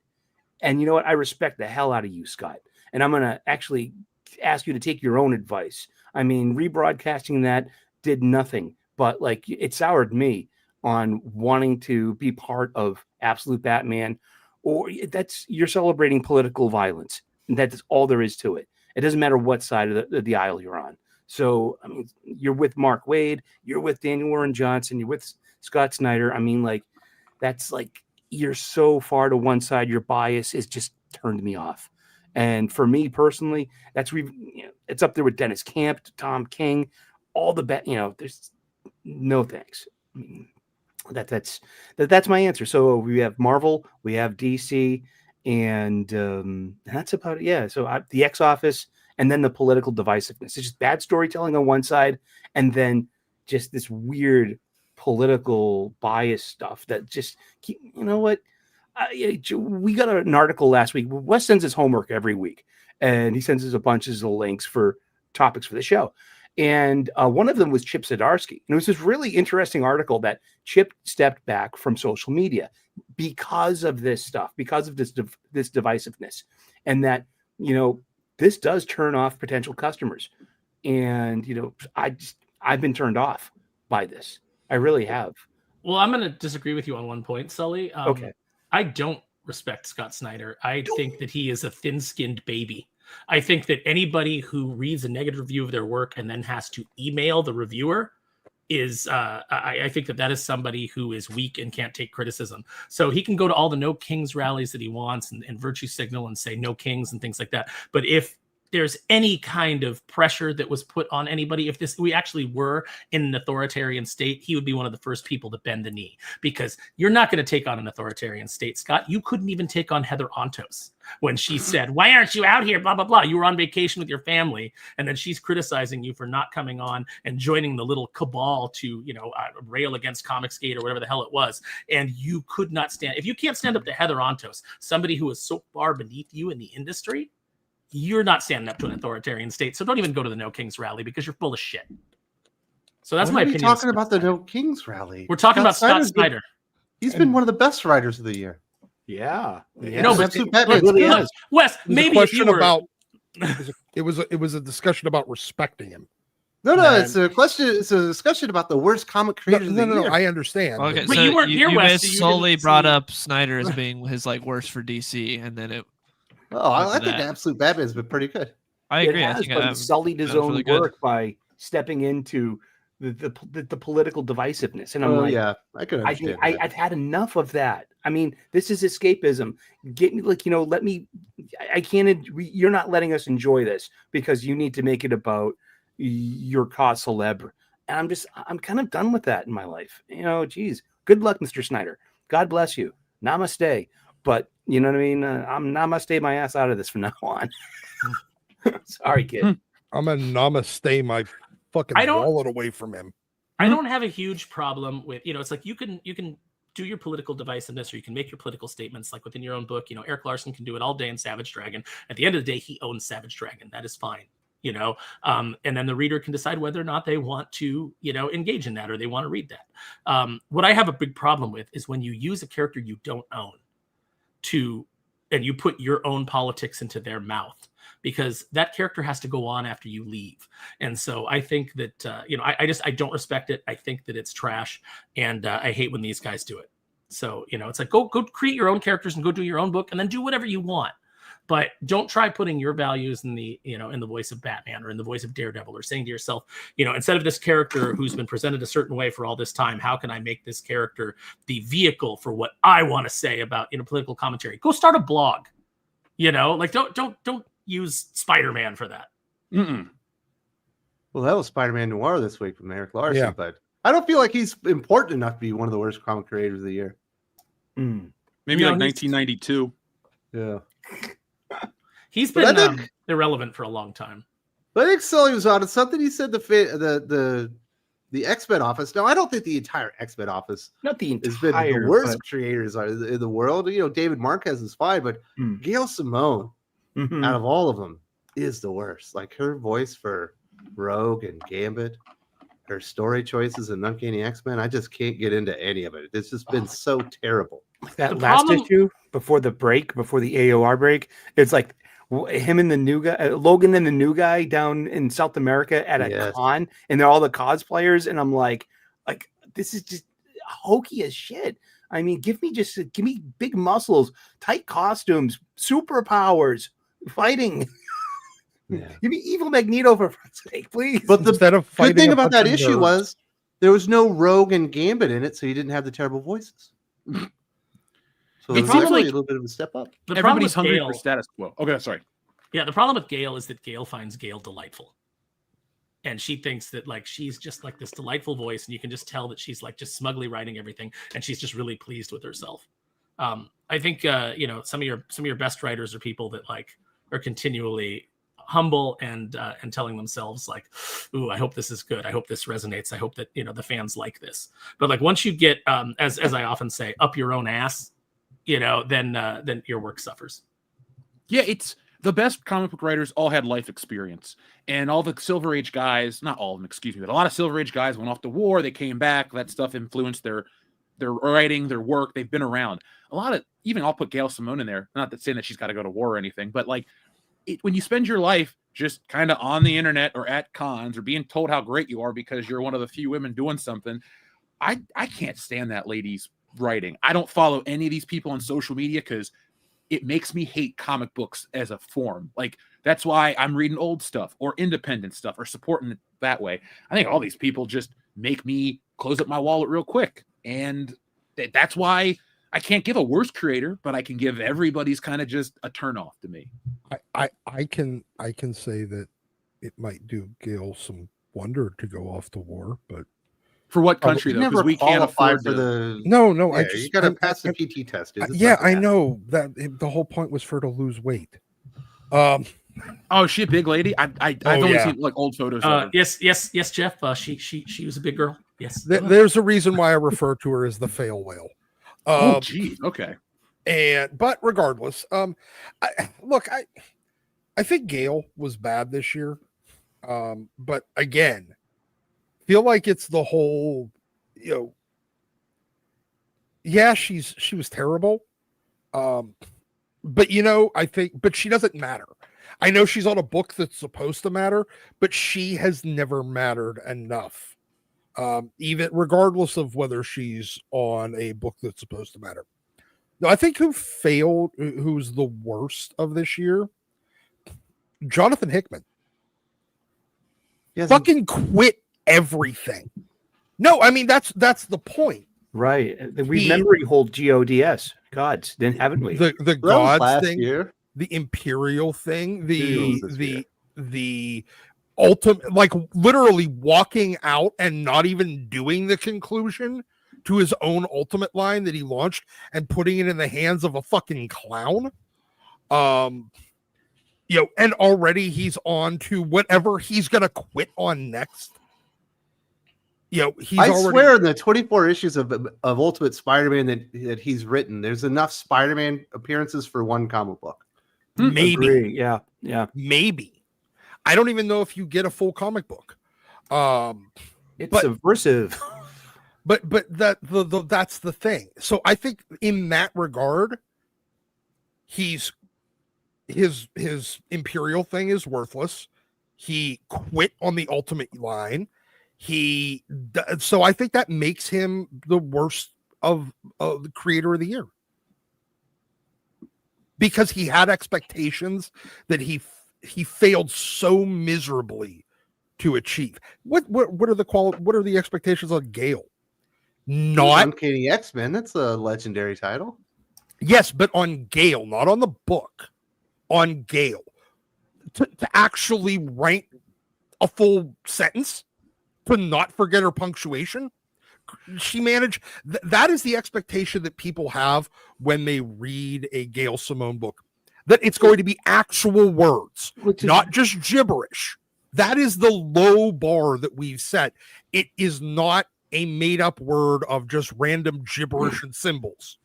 My expectation to Gail is Birds of Prey and Secret Six from like 20 years ago. You know what I mean? Those were really decent books. I really liked her. Good. I really liked her Birds of Prey. That was really good. And she just, that was my expectation. But is that an expectation on her now, or is that and honestly, was it a reasonable expectation that somehow she was going to get 20 years better? I think it's a reasonable expectation to, like, she's proven she can write a team book, like with the different personalities and clashing and then teamwork. And then she's proven she used to be able to write a team. Yeah. But she also has proven that she's forgotten the ability for 20 straight years. So my expectation is that she would be who she's been for the last 15 years. Yeah, I would think you're not getting the writer of Secret Six, you're getting the writer of Domino. Yeah. You're getting the writer of that Plastic Man book. Yeah. That was rough. Mm-hmm. Harley Quinn with a dick. I skipped that the Firestorm New 52. You know, I didn't even show up for that one. That was a little convoluted. Mm-hmm. I'm a huge Firestorm fan. Trust me. But I guess that's the point. Like, I'm looking at the expectations that are placed on a creator and whether or not they achieve those. Because, I mean, look, if we want to go with worst comic creator of the year, you can pick whatever fucking jabroni sucked last year, too. Hey, one of the generic Stephanies. Like that. Yeah. You know, I mean, hey, look, Steve Fox is still fucking terrible. But he's not doing any work. I think he's not really doing anything at Marvel these days, thankfully. Or whichever, or Steve Orlando, or whatever. Generic Steves. Hey, Cody fucking Ziegler. Oh, man. Everything he did turned to dog shit. What did he do before? Oh, everything he did turned to dog shit. I tried to like his Miles Morales. I really did. I went into that with an open mind and an open heart and open eyes, and it was decent for a little while, and then it, you know. Hey, Sparrow. Completely off topic, but I just got a bunch of Cobra Troopers from Chinese eBay. That were like $7 a piece. Ooh, send me the link. Yes. They literally just arrived at my house. No, they literally real? Just arrived, and because I got a Patrick Mahomes jersey from Chinese eBay, and it was fucking legit. Yeah, this one, this one is these are straight legit, and I bought them. They were $7 a piece. I bought 4 of them. Now, are they? They're the classified retro figures, but just not on the card. It's on all the plastic. Here, hold on. Let me actually. I'm just gonna show everybody real quick. It's on the plastic and everything. It's just no card. Yeah, no, I'm into it. That's I'll get a bunch of those. I mean, I have a bunch already, but I'll get them and I'll customize them into Jungle Troopers and Desert Troopers, and so there you go. Good tip. All right, Dill, let's get back to the comic book nerdiness. You're more the DC guy around these parts. You don't stick around for the long haul, but what is a comic book writer or artist that really just express their terribleness to you this year? Yeah, like you said, I tend to stay away from bad comics, so I don't read a whole lot of bad comics. But I'd say Tom King. I've read a couple issues of Wonder Woman, and the fact that he has made one of the Trinity unreadable for his entire tenure on that book is sad. And the fact that every time Tom King writes a comic, you know what it's going to be because he has a template. Like he just injects the character into that template, and that's how it goes. And it's depressing, and that's how he makes every character is depressed.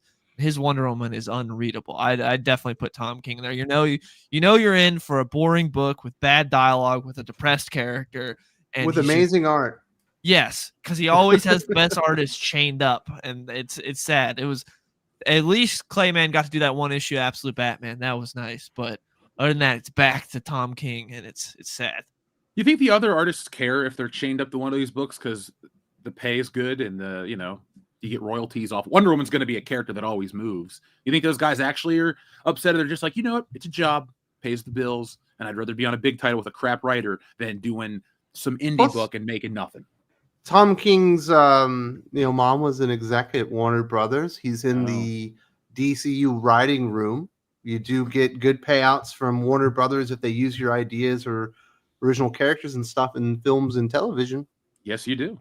You're almost guaranteed to probably get some of that shit in there. Yeah. Wouldn't be a bad reason to stick around, but I don't think it's got better. I know Perch was saying that he thought Wonder Woman picked up with the Mouse Man story, and I don't think it got better from the Sovereign story. But I mean, we're dealing with for the last 3 stories with Wonder Woman, you're dealing with milk gods, the Donald Trump sovereign thing. I understand, but but in progression, are we really improving? You had the milk gods, then you had the weird Trump derangement sovereign story, and now you're at Mouse Man. It's Yeah, It's Tom bad King after bad after bad. he Like, doesn't know what he's doing. Who's But then Mouse on Man supposed to be? Like Vance or something? No, Mouse Man is Big Brother from like Oh, okay. 1984. And Big Mouse Man Brother is watching you. Mouse have ears, kind of thing is what it's supposed to represent. Yeah, but he's just doing it basically Kite Man style from his Batman run. Yeah, he's trying to elevate like an obscure, kind of goofy, quirky character. Now, as bad as Tom King is, he hasn't had his book canceled after one issue and had to like apology from the company. Would it be Gretchen Falker Martin? Yeah, Gretchen. Yeah, but I feel like you can't include that person on there. Just having like one issue and that's it. It also I thought we were requires him to talking be a comic creator. Thank you, Rock. Yeah, but then on the Marvel side of things, for me, it's Saladin Ahmed, because Daredevil and Wolverine are two of my favorite characters at Marvel, and I can't read either of them because they're both really bad. Like I've checked them out. I was like, this is terrible. Wow, And you're so so right, Dylan. Him bombing two of my favorite characters at Marvel puts. Did he write the Spider-Man Wolverine crossover? Is that who's writing? No, that's Carrie Mark Andrews. Guggenheim. Well, that's the artist. Oh, okay. I thought you said a writer. Mark Sorry. Guggenheim. Yeah, Guggenheim's the writer on that one. But you're so right on that one, Dylan. That's Wolverine. We're going to expand the mythos of adamantium to create the adamantine, the god metal that looks down upon adamantium and wants to expunge it from the world. Is that real? So stupid. This is a real That's the story. type I of never shit- made it to the end. That is terrible. It takes something for me to stop reading a flagship book like a Wolverine. Like I consider Wolverine one of the 5 most important books at Marvel. So I generally speaking stick on them even if they're bad. Yeah, I stuck on That for the one was so entirety of bad. Percy's run, and that was ups and downs. I stuck on for the entirety of that. And then this, I read 2 issues. I read the first issue, and then I read the 300 issue. And I was like, I can't. I'm done with this guy. And then what did he do in Daredevil? He was fighting the 7 deadly sins, but it took him like 15 issues or something. Yeah, I read 1 issue of issues. Daredevil. And Introductory rights was 19 parts. The first 19 Was issues. it 19? Yes, something like Okay. that. It was like 25 issues altogether. I think there were 3 good issues. The one with the mushroom people, and he put on the black armor. I really like those ones. But there were 3 out of 25 issues that were good. You think the 7 deadly sins, 7 issues, right? you'd think. You think, but You'd be I wrong. don't know. Let's stretch this out some more. Oh man, but yeah, Saladin Ahmed has been a special type of terrible. Now, obviously, his Daredevil has been canceled, and Stephanie Phillips is going to pick that one up. But Wolverine is continuing. Sadly, I wish we What could do get a I think creative they team have on there. they got a spinning wheel in the editorial office, like Who's up? Yeah. Yeah, basically. Are you going to check out the Daredevil, at least the first issue? No. I like Lee Garbett as an artist. He's pretty good. Well, the only thing that I'm curious about is whether or not Stephanie Phillips can manage to have the shortest Daredevil series in Marvel history. 14 issues was the shortest. That was the thus second far. No, that was Zdarsky's run. Yes. Yeah, it was After it was Dark Reign. Yeah, it was 14 issues. That That is Devil's the Reign. I'm sorry. Yeah, that is the shortest Daredevil volume. I think she can get this book canceled in under 10 issues. Well, probably 10. I think she could do it in 10 issues. I say 8. How long did You think- Phoenix? you think How 8? long did Phoenix go? Phoenix went to 15, so it would outdo it. Yeah, but weird X-Men's like the queer X-Men fans, they buy, they actually do spend a little bit of money. I mean, there's only 5,000 of them, but they do spend a little bit of money on these abysmal X books. They only support them for like 6 months, but that's long enough to get it going for a little while. So somebody said Zdarsky's run was only 14 issues. It rebooted after Devil's Reign, and then it had another 14 issues. So I think it's over 50 in total. yes, Because he had like 2 or 3 years before they rebooted it to a #1 for no reason. But I think you might be right. I would be surprised if it doesn't come under 14 issues. I think she can get it canceled at 10. I think it would be a wondrous achievement.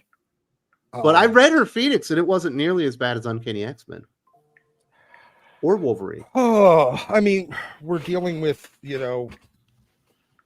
again, we're talking about like how stinky a turd is. Well, maybe.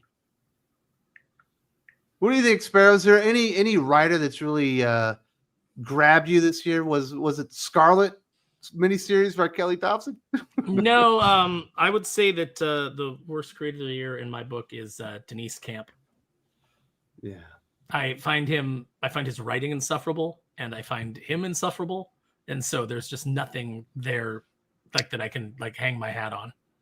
I think that he destroys everything he touches, and I don't understand the people that are like, "Oh, he's so good." It's like, no, it's just it's all derivative, it's all trite, it's all been done before, and it's all not, very try hard. Yeah, it's not good. I would put him up there. Although his one shot Ultimate Universe 1 year in, which I think happened in January, was kind of readable. Where he had like all these clones of Nick Fury. But again, might be the one. Stop clock is right It twice. was one book. Yeah, he's been doing the Martian Manhunter book, which looks great, but it's hard to read. The Ultimates, which I don't think reads well at all. It's just it's to me, everything he writes is like, oh yeah, I remember my first beer. It's like I remember my first marijuana experience. Like that's what it is. It's just a pothead. He's like he's like getting high and then going like, wouldn't it be cool if? And then that's the story, and that's his writing. I don't think that he's sober when he writes, and no. I think it shows. Yeah, he's definitely somebody to be on my list. Somebody that I'm not very fond of these years. What are you doing, Sully? Why are you pantomiming? I'm pantomiming. That's what I do here. You're the pantomime. I'm the pantomime. Dude, look at me go. Pantomime Prince of Positivity. I was too much alliteration, Aaron.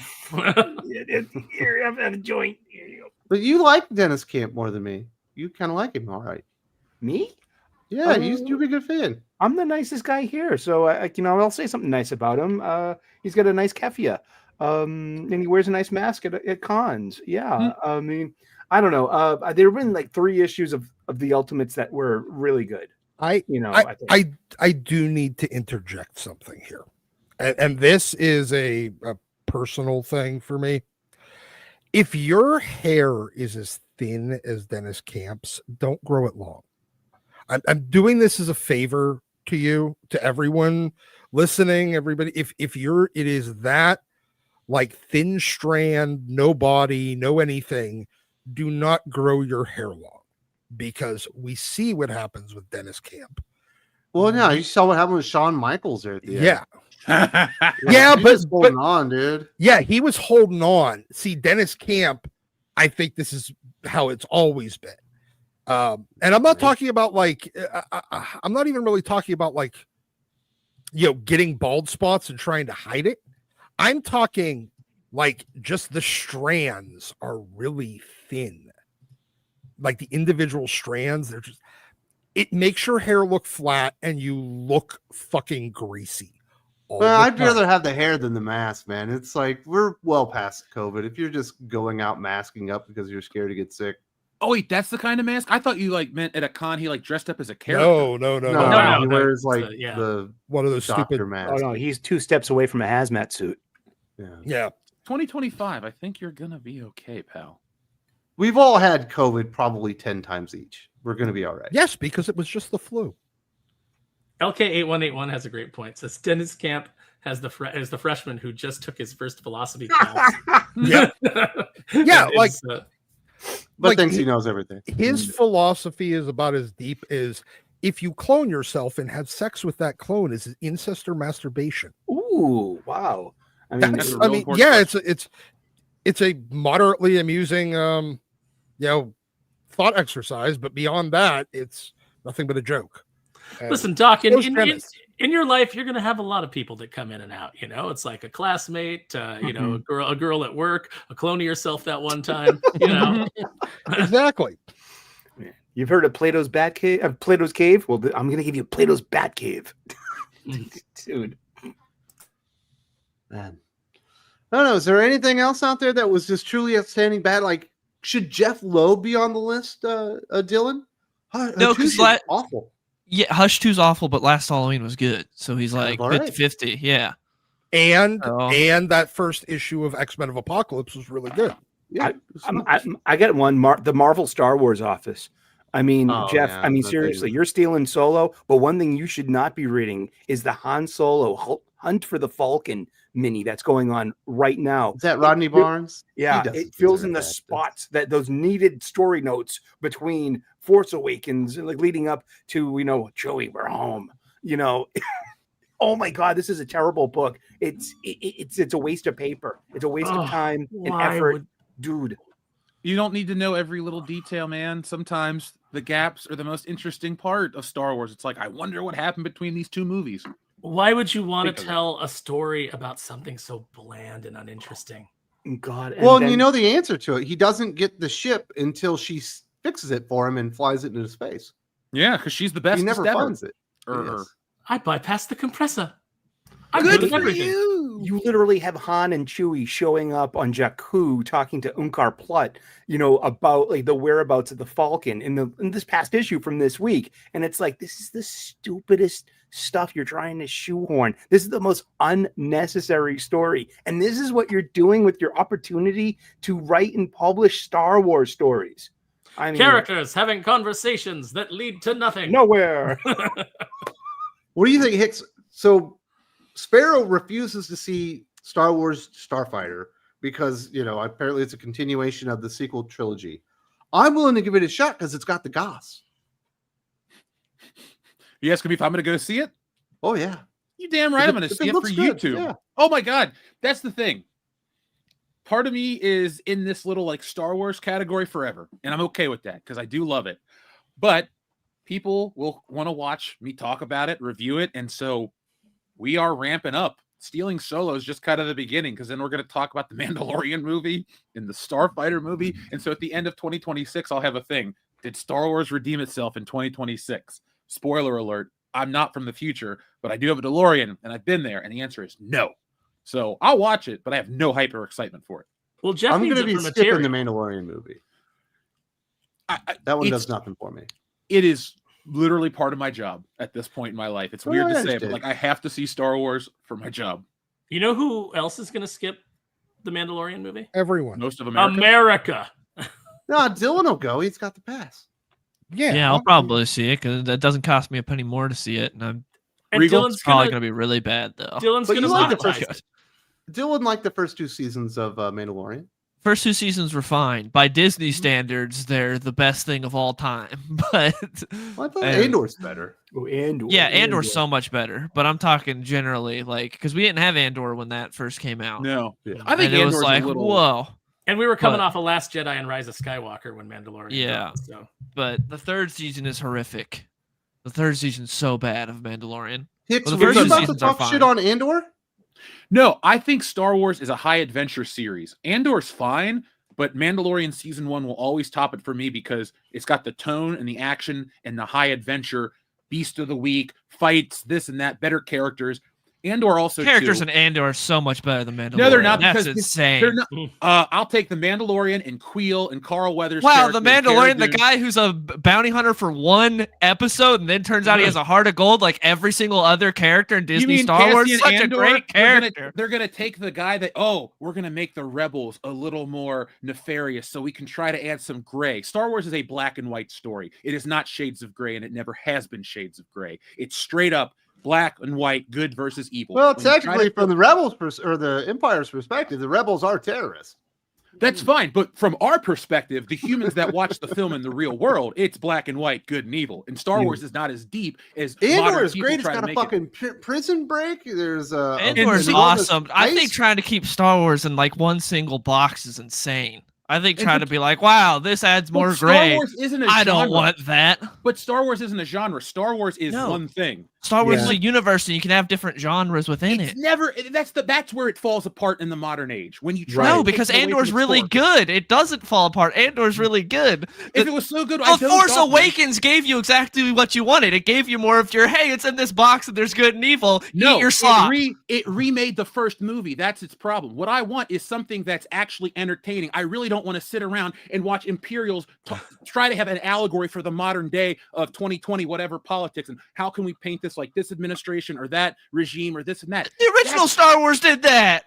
No. Which Lelusticus talked about. He talked so much about the Vietnam War and American imperialism. He did that. No, not as much as you would think. I could see World War II allegory and a lot of that stuff, but it was a different time. Yes, there's that in Andor as well. In Rome. Because he talked about it. There's literally a whole episode in Andor season 2 that's arc that's about like the French resistance during World War II. Cool. I didn't watch season 2 because season 1 was fine, but I have a problem with it. I don't like watching any type of entertainment where I know how it's going to end. So like Andor, they're all just going to fucking die because it's a prequel to Rogue One. I don't like that kind of entertainment, period. There are a lot of other things happen that you don't know what's going to happen, and the ending is great. They all die in Rogue One. What happens? Yeah. No, because there are other characters that are introduced. I don't want to spoil it for people that haven't watched it, because there are other characters and things that happen, like that ending. I really like that ending. The thing is, aside from Stellan Skarsgård and Mon Mothma, I didn't care about any of the other characters, any of the other like rebel characters that were running around or and it's like I was invested in like the Imperial Security Bureau, but I didn't really care about it. I like this old rundown robot. I was heavily invested in that. Oh yeah, Emo. Yeah, I was. What happened? He was just left on that planet. Does K2SO show up in season 2? Yeah. Yes. That's a good character. I literally have not been able to get through like episode 4 of season 1 of Andor. I'm like, I don't understand why people like this. I'm because it's so slow bored. and serious. And I heard Tony Gilroy he made his own spin on K2SO's origin story, and there's already there's a comic, story.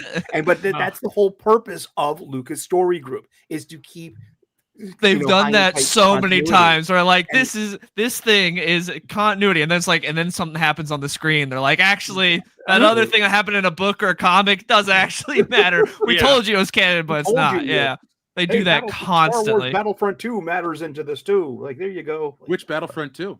2017. Oh my god, the one with the oh my goodness, that Battlefront 2 campaign was so bad. The new Battlefront 2 campaign. Yeah. Dude, it was free and I couldn't finish the game. The compass.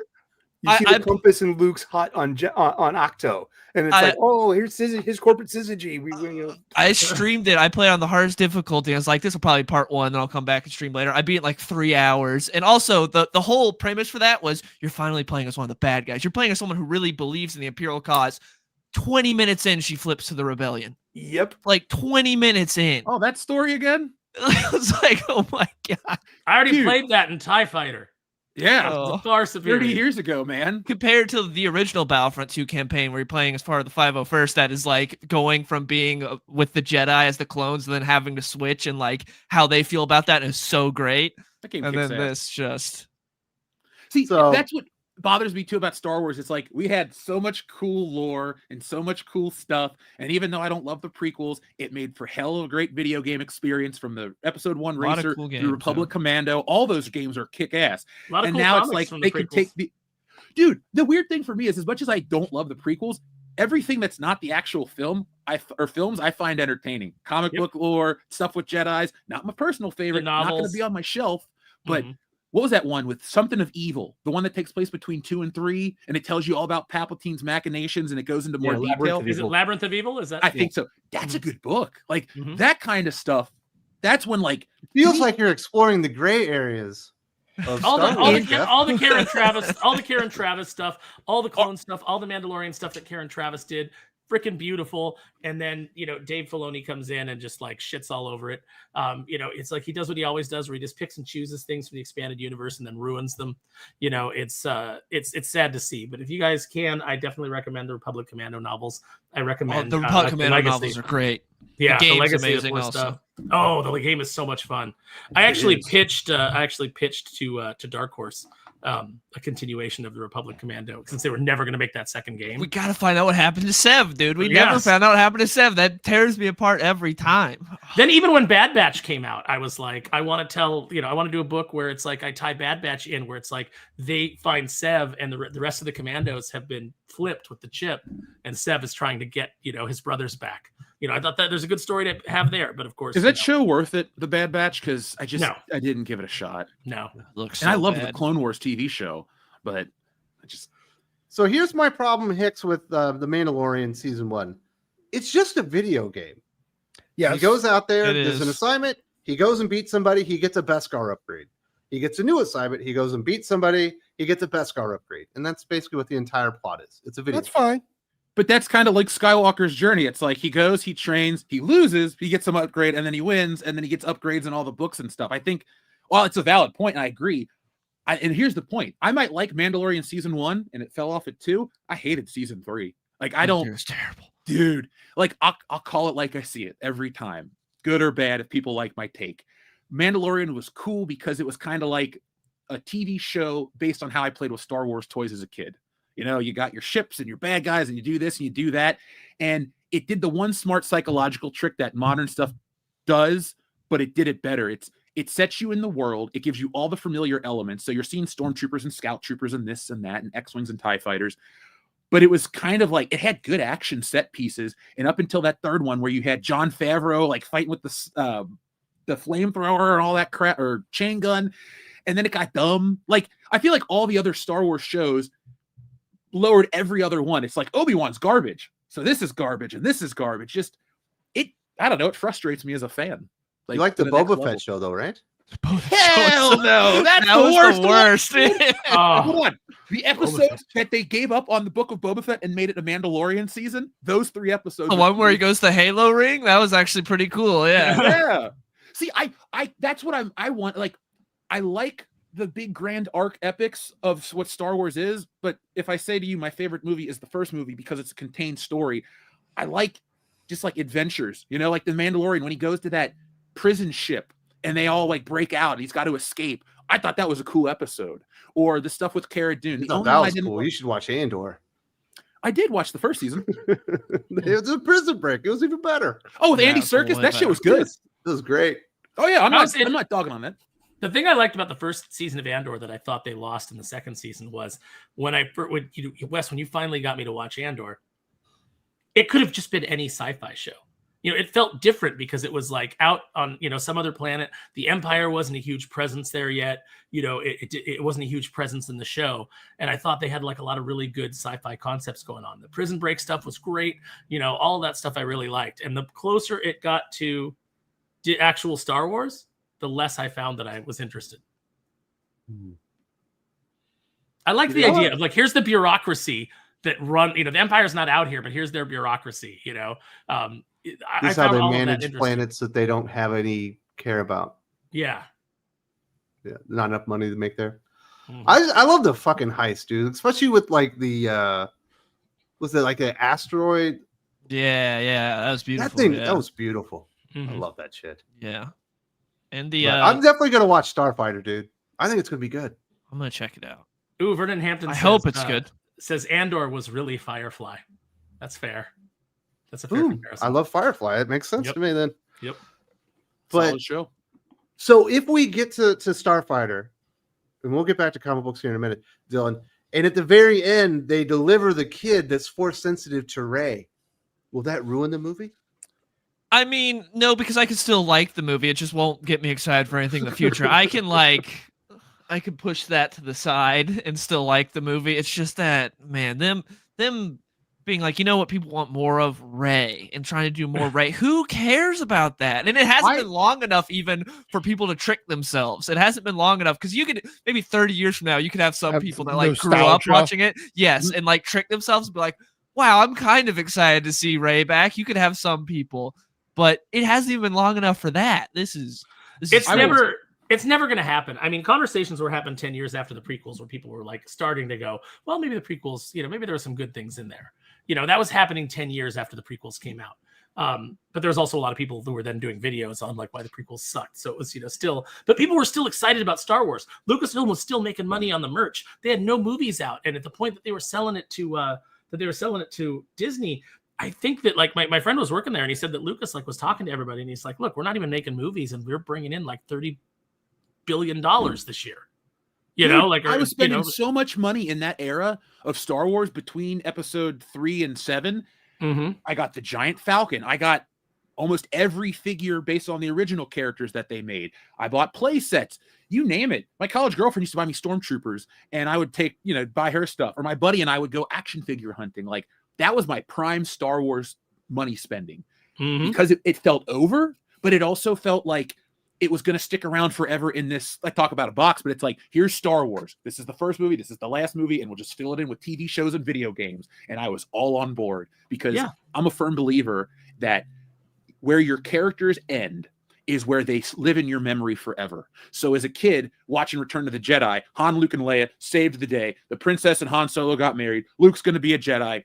There's no more Empire. And it's just like, okay, that way my mind was open to so many ideas. That's why like the Zahn trilogy works, or these other character stories work, because you leave the character in such a good place, or a place that's vague enough that you can do anything. But then when you give them a finality to shitty stepdad or shitty father, abusive uncle, useless mother, and you broken put these marriage, useless Lando. Everyone forgets about Lando. He ends up he's useless as everyone else too. He's an old man hanging out in the desert waiting for his friends to send him on one last mission. You know how they could have fixed Lando, though, Sully? Is if episode 9 ended with him and Chewie and the Falcon, like at the end of Empire, and they're just like, we're gone. And they leave everybody else, and then Chewie and Lando are their own characters forever and ever. And they had set up and no payoff that the stormtrooper girl, Janna, she was supposed to have been Lando's kidnapped daughter. That was set up. That's set up in the novelization. And they cut that part out. And it's like, what about that's the will of the Force, and that's family, and that's things hiding in plain sight. There's a stormtrooper named Jaina? Yeah, the girl that like Finn. She helped him find the Death Star. Oh, the one rode horses on the starship. Yeah, that's the greatest scene in any film. Terrible. I'm just gonna point out. Look, and Jeff's right on this. There's a bit of kind of a Schrodinger's future to these characters with leaving mystery and potential. Not everything has to be resolved. Yes. Wolverine's history is another example of this. Yeah. Having that history there, knowing it exists, is better than any story you're ever going to tell in there. Knowing that there's an unknown future for Luke, Leia, Han, and Chewie, but that they're going in the right direction is better than any story you're going to tell.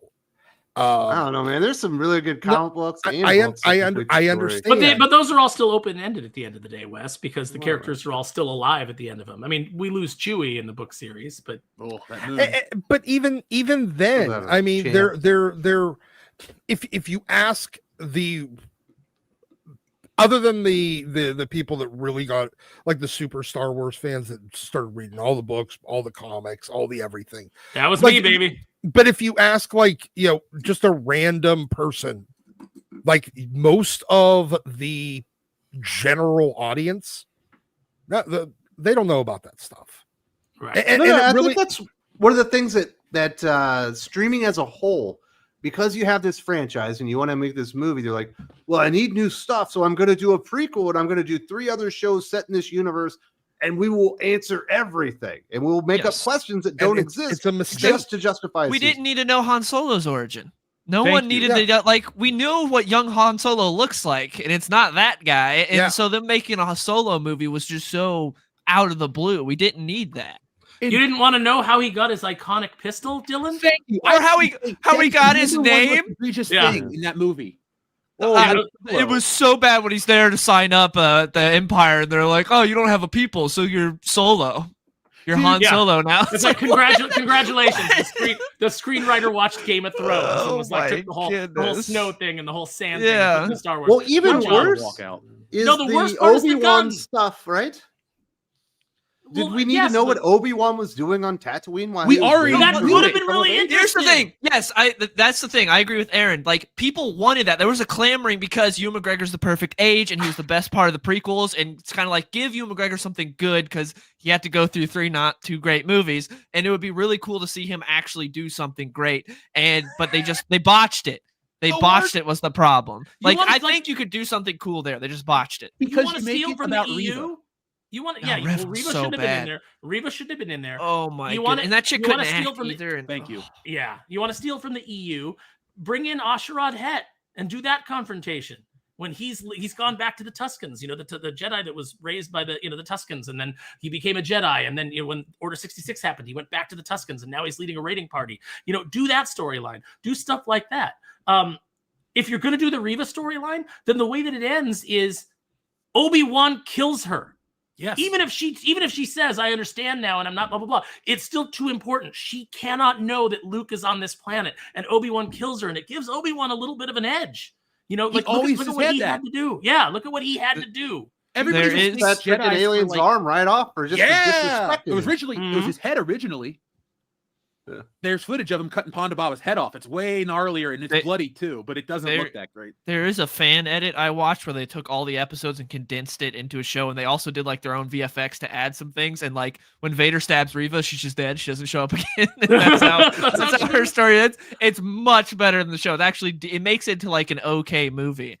And yeah, so again, like fans making cool fan edits. So I was happy with that. That's what you should do, in my opinion, where you introduce these characters, but then they should die because no one ever will want a Reva spinoff. No one's ever going to want to know what.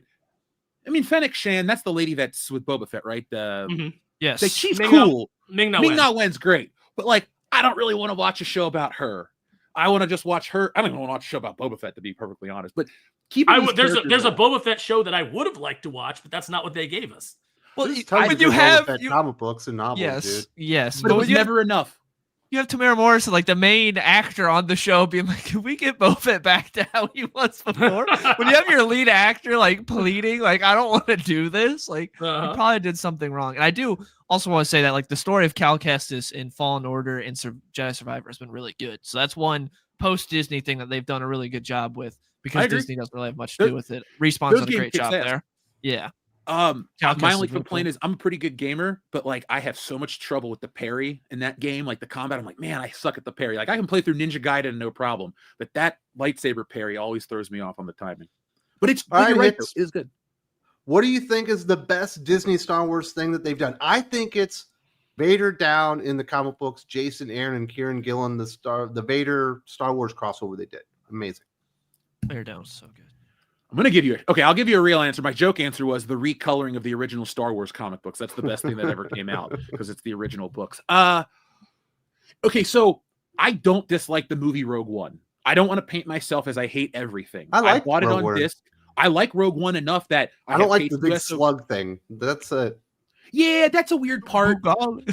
Yeah, but my worry going into that movie was it was going to be Rey 2.0. But then when she got kicked out of that like holding chamber by K2SO, I was like, all right, this chick's not going to be another Rey. I love when Cassian tells her off too. When she tries to like get on him and he's like, I've been in this fight since I was 6 years old. You shut up. I love that.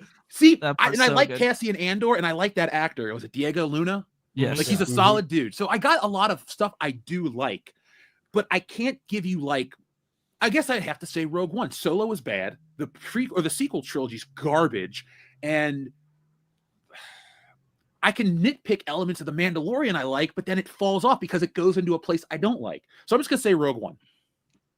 very nice. What do you think, Dylan? What's the best Star Wars thing that they've done with Disney? I'd probably say Vader down. I agree. I love Vader down, but Rogue One's the best movie, and Andor's the best TV show, and then for games, it's Jedi Survivor.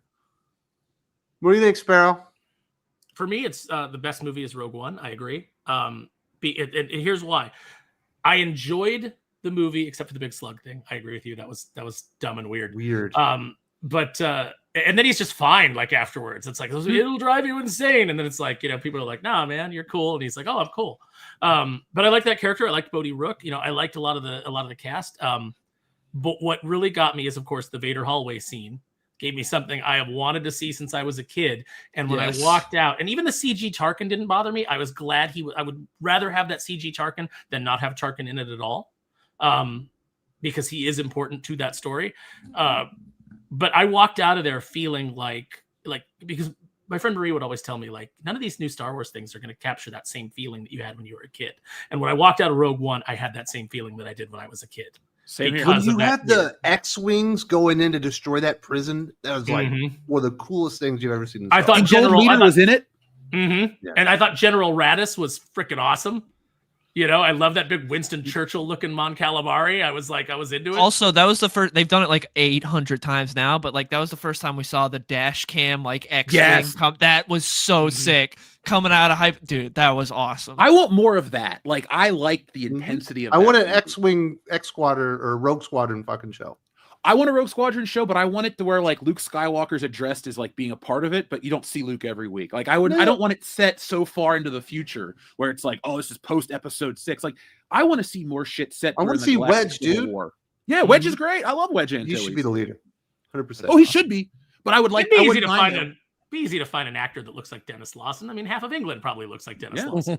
I have friends that look like Dennis Lawson. There you go. All right, Sparrow, you didn't finish your answer. You said Rogue One's the best movie. It sounded like you had more to say. Oh, I mean, and you guys are right about Vader Down. Vader Down's the best thing that they've done. It's so Should I good. Should I read that this weekend? You would Yeah. love it, Do dude. it. It's really good. Should I read One it of the over great watching the new Vader Frankenstein? moments. Yes. Okay. Yeah, Maybe I'll do both. probably. I have time. Frankenstein, in my opinion. Sully, what's your favorite Disney Star Wars thing? I'm going to one up you all and say just the last 20 minutes of Rogue One, because the rest of that movie was just a waste of time. I love the aesthetic of it. I'm going to agree with what Aaron said. It recaptured the feel and the look of the original trilogy, especially with costumes, like the sets and just like the imaginary technology, the displays and everything. I loved seeing the blue X-wing outfit. I like that. I like that squadron leader, and he had like such an attitude, and like, you know, I really liked, especially when the X-wings and the Y-wings come to Scarif, and the battle scenes on Scarif, that was really well done too. I mean, I read the novelization too, and so you could see where all the reshoots took place. You know, especially that whole like, I'm a rebel, I rebel. You know, they cut that out. That was in the commercial, and they cut that out of the movie. There's supposed There's to another been, one in the commercial where they're standing there and a fucking TIE fighter. And the just TIE fighter, levitates up and- right in front of Yeah, them. yeah. Well, you've got Krennic with his cape in the water going through. That Mhm. never happens. Yeah. There's so much. Yeah. So there was so Yeah, much like 'cause it was- reshoot stuff going on. I do like some isolated moments from the Disney stuff though, like such as, you know, because it's non-canonical. It's a different canon. I don't fall for any of that. Oh, they're breaking lore. I know it's a different universe. That's all it is. I mean, our universe is a closed book. It's a complete story, and it's elsewhere. Disney cannot harm the old canon. They can't. They can only scribble over their. Well, the photocopy. real canon, I would say. I would say everything Yeah. Disney is apocrypha. But I call it you know, disc you canon. can come in and you can basically be at the Star Wars buffet. You can choose things from the Disney stuff that you like, that you want to plug into your head canon, and you can discard the rest. And I think that's really the only way. There's to do some Rebel stuff that's good too, though. Right. I I hate like the Rebel. animation When they for start Rebels getting so much. into I the fucking can't. holocrons and stuff. Mhm. Dude, it's the Stupid lightsaber retarded. helicopter. Yes, that's what Yeah, I the mean. helicopter. It says there's some good stuff. I didn't And- say it was good across the And board. Maul gets bitched by a blind apprentice. Like it. And having At least Ahsoka Samuel stand up Jones to was Vader, on I there. having But, having Ahsoka survive Vader. was- yeah, so stupid. was They an even did interesting time way travel to for do that. Yeah. Mhm. I I hate. know. But I hate all that. I don't understand why I'm being yelled at here. I was just expressing an opinion. But my favorite Star Wars always revolves around Jedi, Sith, lightsaber duels, lightsaber hilt, lightsaber colors. I love lightsabers. I love the sound design, the Ben Burtt sound design for those things. I love, you know, it's a wonderful fictional weapon, and you know, and it captured my attention and my heart as a child. I still, like, you know, grab from my waist and go zoom as a 50-year-old man. You know, the cores of your paper towels, they always turn into lightsaber hilts. You know Is what, your you dick know what- blue? You don't look 50, Sully. Green. You're keeping it tight. I'm keeping it tight, yo. Way Dog in the chat made me laugh because he just wrote lies, deception. I want to tell you, like, as I liked Saw Gerrera as a character because you could see the toll on his humanity. He literally sacrificed bits of his body for the cause. There's a lot of that in Andor too. There's a lot of the, how just out of his gourd he is. And Fennec Shan too. She took a gut shot and survived, but she has a cybernetic replacement there. And I think that's a thematic of Star Wars. Thematic of Star Wars about you're losing your humanity bit by bit, and eventually you'll become something like Vader, where you're mostly machine than man. Well, in Filoni's Star Wars lightsaber, being impaled by a lightsaber is just a flesh wound. Exactly, yeah. But I guess other Disney moments would be the duel between Vader and Obi-Wan, both of them. In the Obi-Wan show, I love lightsaber stuff, and I love Ewan McGregor too. And also, we'll have to start wrapping this bad boy up. The Acolyte fight. I mean, I thought that was cool too. The reveal of the small lightsaber from the bottom, because a Sith deals in deception. I love that. That spin kick thing though that he did. That was corkscrew from the cat. That walkway.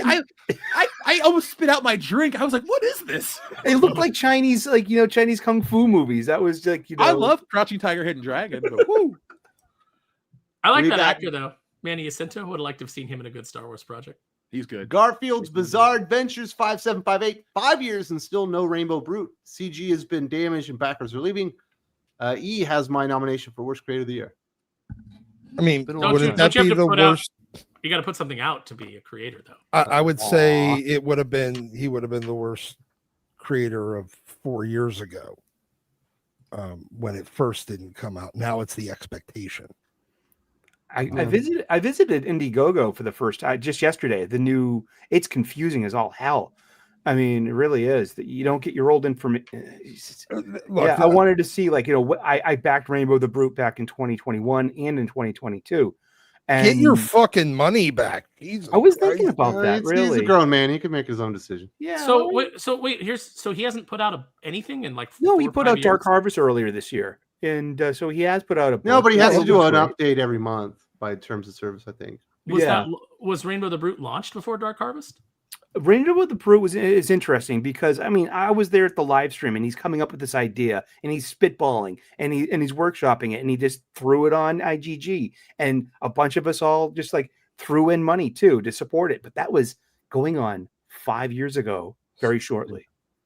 That's wild. So it's hopefully it gets out soon and people get their books. Yeah, me too. Mr. DC Comics, in my opinion, U.S. culture peaked in the early 2000s. When you compare now to back then on U.S. culture, it is as strong as the past. How will that affect comics? There is a theory that the world actually did end in 2012 when we turned on the Large Hadron Collider. It's the reason why we felt like there's been zero cultural advancement in the since then. Why everything feels more like entropy than growth or change. What are we experiencing a dream? Well, we're in a simulation. We're all dead. That time kind of stopped working the way that it historically has, and I don't entirely understand it. It's more of, I think, of a philosophical argument or a kind of new agey mixed philosophy, metaphysics kind of argument. But still, it kind of feels like it. I think we're just in the last days of Rome, except now with globalization, it's the entirety of civilization as opposed to just, localized in different countries. Because if I look at pop culture, comics, in specific, 2012. That was the last time you had advancement. Everything has just been spinning its wheels. I like DC New Rebirth. 52, but look, it's just a spinning its wheels. It's not. Now you can have good stuff in there because if it's spinning wheels, eventually you hit stuff that you already did that was good too. How do you explain K-pop Demon Hunters, dude?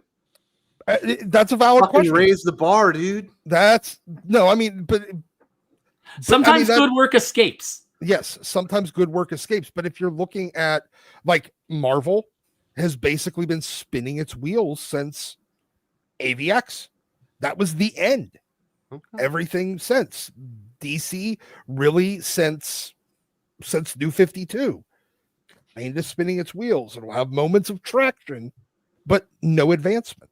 I'll And add a little bit to it that. spins back to right where you were.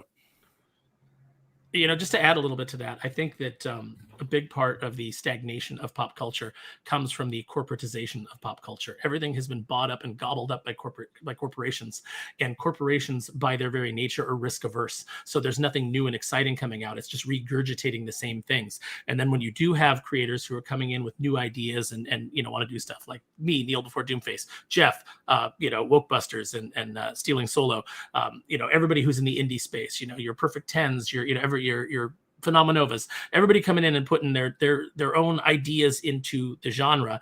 It's just so small and drowned out by the corporatization of everything that it doesn't really, it can't get that traction and really get to the next level. So that's kind of like where we're at just as a society. Pop culture is all corporate owned. All of the things that you love, all of the franchises that you love, they're all corporate owned, and they're just trying to replay the hits, but they don't know how. And that's why everything just feels stagnant and kind of awful. Like I was talking to Joe Corallo at New York, and he was like, wow, remember being excited for things? Yeah. He goes, remember when there'd be like an announcement of something and you'd be like, oh, cool. Like, hey, they're going to make a movie of your favorite thing. And you're like, oh, awesome. And now like they say, we're going to make a movie of your favorite thing. And you're like, oh God, please don't. Yeah. Yeah. And you're not wrong there. Like, I mean, you go back to the 1960s. Marvel was not the giant dominant thing. It was a scrappy upstart. And even Timely before that, not really huge. But then you got that corporatization. Has all of the things we love from the 80s, the G.I. Joes and the He-Mans and the Thundercats. Yeah, they were, but they were all kind of came from indie concepts or ideas that were done by individuals. The 80s was the last big boom period. Yeah, it was the last big boom period of like, and then you even creativity. you even got into the 90s where there was it was harder to kind of get yourself above water because it's just a bucket of lobsters all dragging you back down. And every once in a while you'd have a Crow or a Turtles were still 80s, but there was a handful of things that would break through in the 90s still. Power Rangers was Rangers. You had Gargoyles in the 90s. You had the Disney Afternoon. Another thing that has damaged all this is the fracturing of media. There's so many channels now. When there were fewer channels, it was easier to get like a pop culture hit because we were all focused in on just a couple of different things. Monoculture. Yeah, and now everything is so scattered that there's. I mean, how many times do people say, "Hey, have you seen blah blah blah?" And you're like, "I've never even heard of that. What is that?" Yeah, my nobody TV even runs watched ads and it Frankenstein. always does that. It tells me, "Watch this movie. Never heard of it." Okay. Yeah. Don't worry, Lucasfilm will soon be buying Stealing Solo franchise. Don't worry, Lucasfilm will soon be just buying the early 21st century. Baja Speaking Cat of says, stealing "Good Solo. thing." Yes, Stealing Solo. It's not the Farce Awakens. It's Power of the Farce. We'll talk about it Power towards, of the at the end. Farce. Your audience comes first. Good thing you guys did worst creators instead of best, or the stream would have been 10 minutes long. We're doing best creators next week. Yes, and it's going to go longer than 10 minutes. Yeah. I nominate Aaron. Oh, that's a good call. I was going to say, there's only so many times you can say Jeremy Adams over and over again until you start sounding like Mrs. Adams. So next week at the start, are we just going to say, okay, Jeremy Adams off the table? Yeah, we got to give it Jeremy Adams his fucking flowers. He's still doing a great job on Aquaman. Green Lantern's still good. I enjoy his Flash Gordon, but we got to talk about some Philip Kennedy Johnson and there's some other Jim creators out there. Josh Kelly Thompson. Williamson. I mean, Fucking you still absolute have to Wonder talk about the GOAT Jeff Johns, like what he's doing with Ghost Absolutely. Machine is Yeah. incredible. It would be way longer than 10 minutes. We're gonna have a good time. Well, it'd be 11 minutes, you bunch. Something like that. Kalichioki, What happened with Gail? I saw her name in TV writing credits like Batman Brave and the Bold. Enjoyed every episode of that show. How did she get so bad? That show was really good. I think it's the editor's fault. No, I think she Seriously. started believing her own hype and just let herself atrophy as she thought she was a name and didn't realize that you have to keep being good. Also, you can't just you have to give credit to strong editorial. When you're on an animated show, there is a showrunner, there is a brain trust that kind of like gives you what your episode is going to be about, and then make sure that you stay within that structure and that you kind of avoid your worst tendencies. And that doesn't happen in comics, but it does happen in animation. So usually it happens in animation if you got a good team like Brave and the Bold did. Yeah. Decrepit. Jeff, you're tripping. Open some expanded universe books, son. There's plenty of great to explore in the freaking Star Wars universe. But they don't. I have read books. I've listened to audiobooks. I've picked them up. I have. Did you read The Legacy of the Force with all the Mandalorian stuff and fucking Jason Solo's sister turning on him and getting her own Beskar armor just so she can go and fucking assassinate him?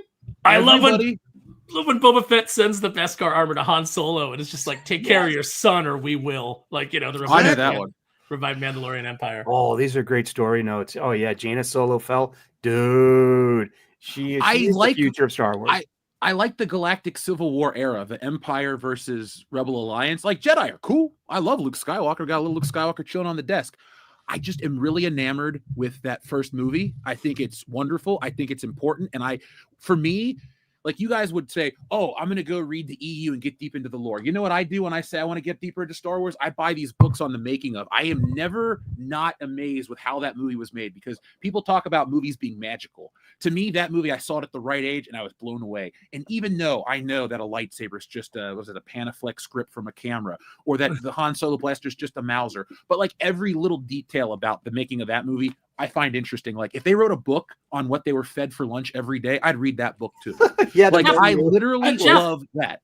Jeff, you don't want a movie where they tell you how Han Solo got that blaster? Hey, let me spoil it for you. Dude, some guy gave it to him. Yeah, you know what's funny? Didn't that story need to be told? You know how dumb Disney is? They thought that was so important. Han Solo ditched that gun in the second movie. It's just a utility item to him. It's not like the Falcon. It's not like Chewbacca where there's a story. It's just a gun. Like James Bond's Walther story is M gave him his gun and that's it. There's no backstory. You don't like the Bane trilogy where you start finding out that the leadership of the Jedi Council are kind of a little corrupt and it's it's distorted their view of the world? I don't dislike it, but you're asking me like what I'm passionate about, and it's literally the Rebels versus the Empire, that original era. Like I bought this book at Ollie's recently. It's the newspaper strips from 1978 through whenever it stopped, and then it becomes classic Star Wars by Al Williamson and what's his name, Archie Goodwin. Like that's the Star Wars shit I'm into. Those stories to find out like what Han and Leia were doing after A New Hope, or what Luke was doing during the search for Han Solo between Empire and Jedi. Like that's where I live as a Star Wars fan. I don't hate any of the other stuff. Only Disney stuff do I absolutely hate because it takes the stuff I loved and turned it into crap.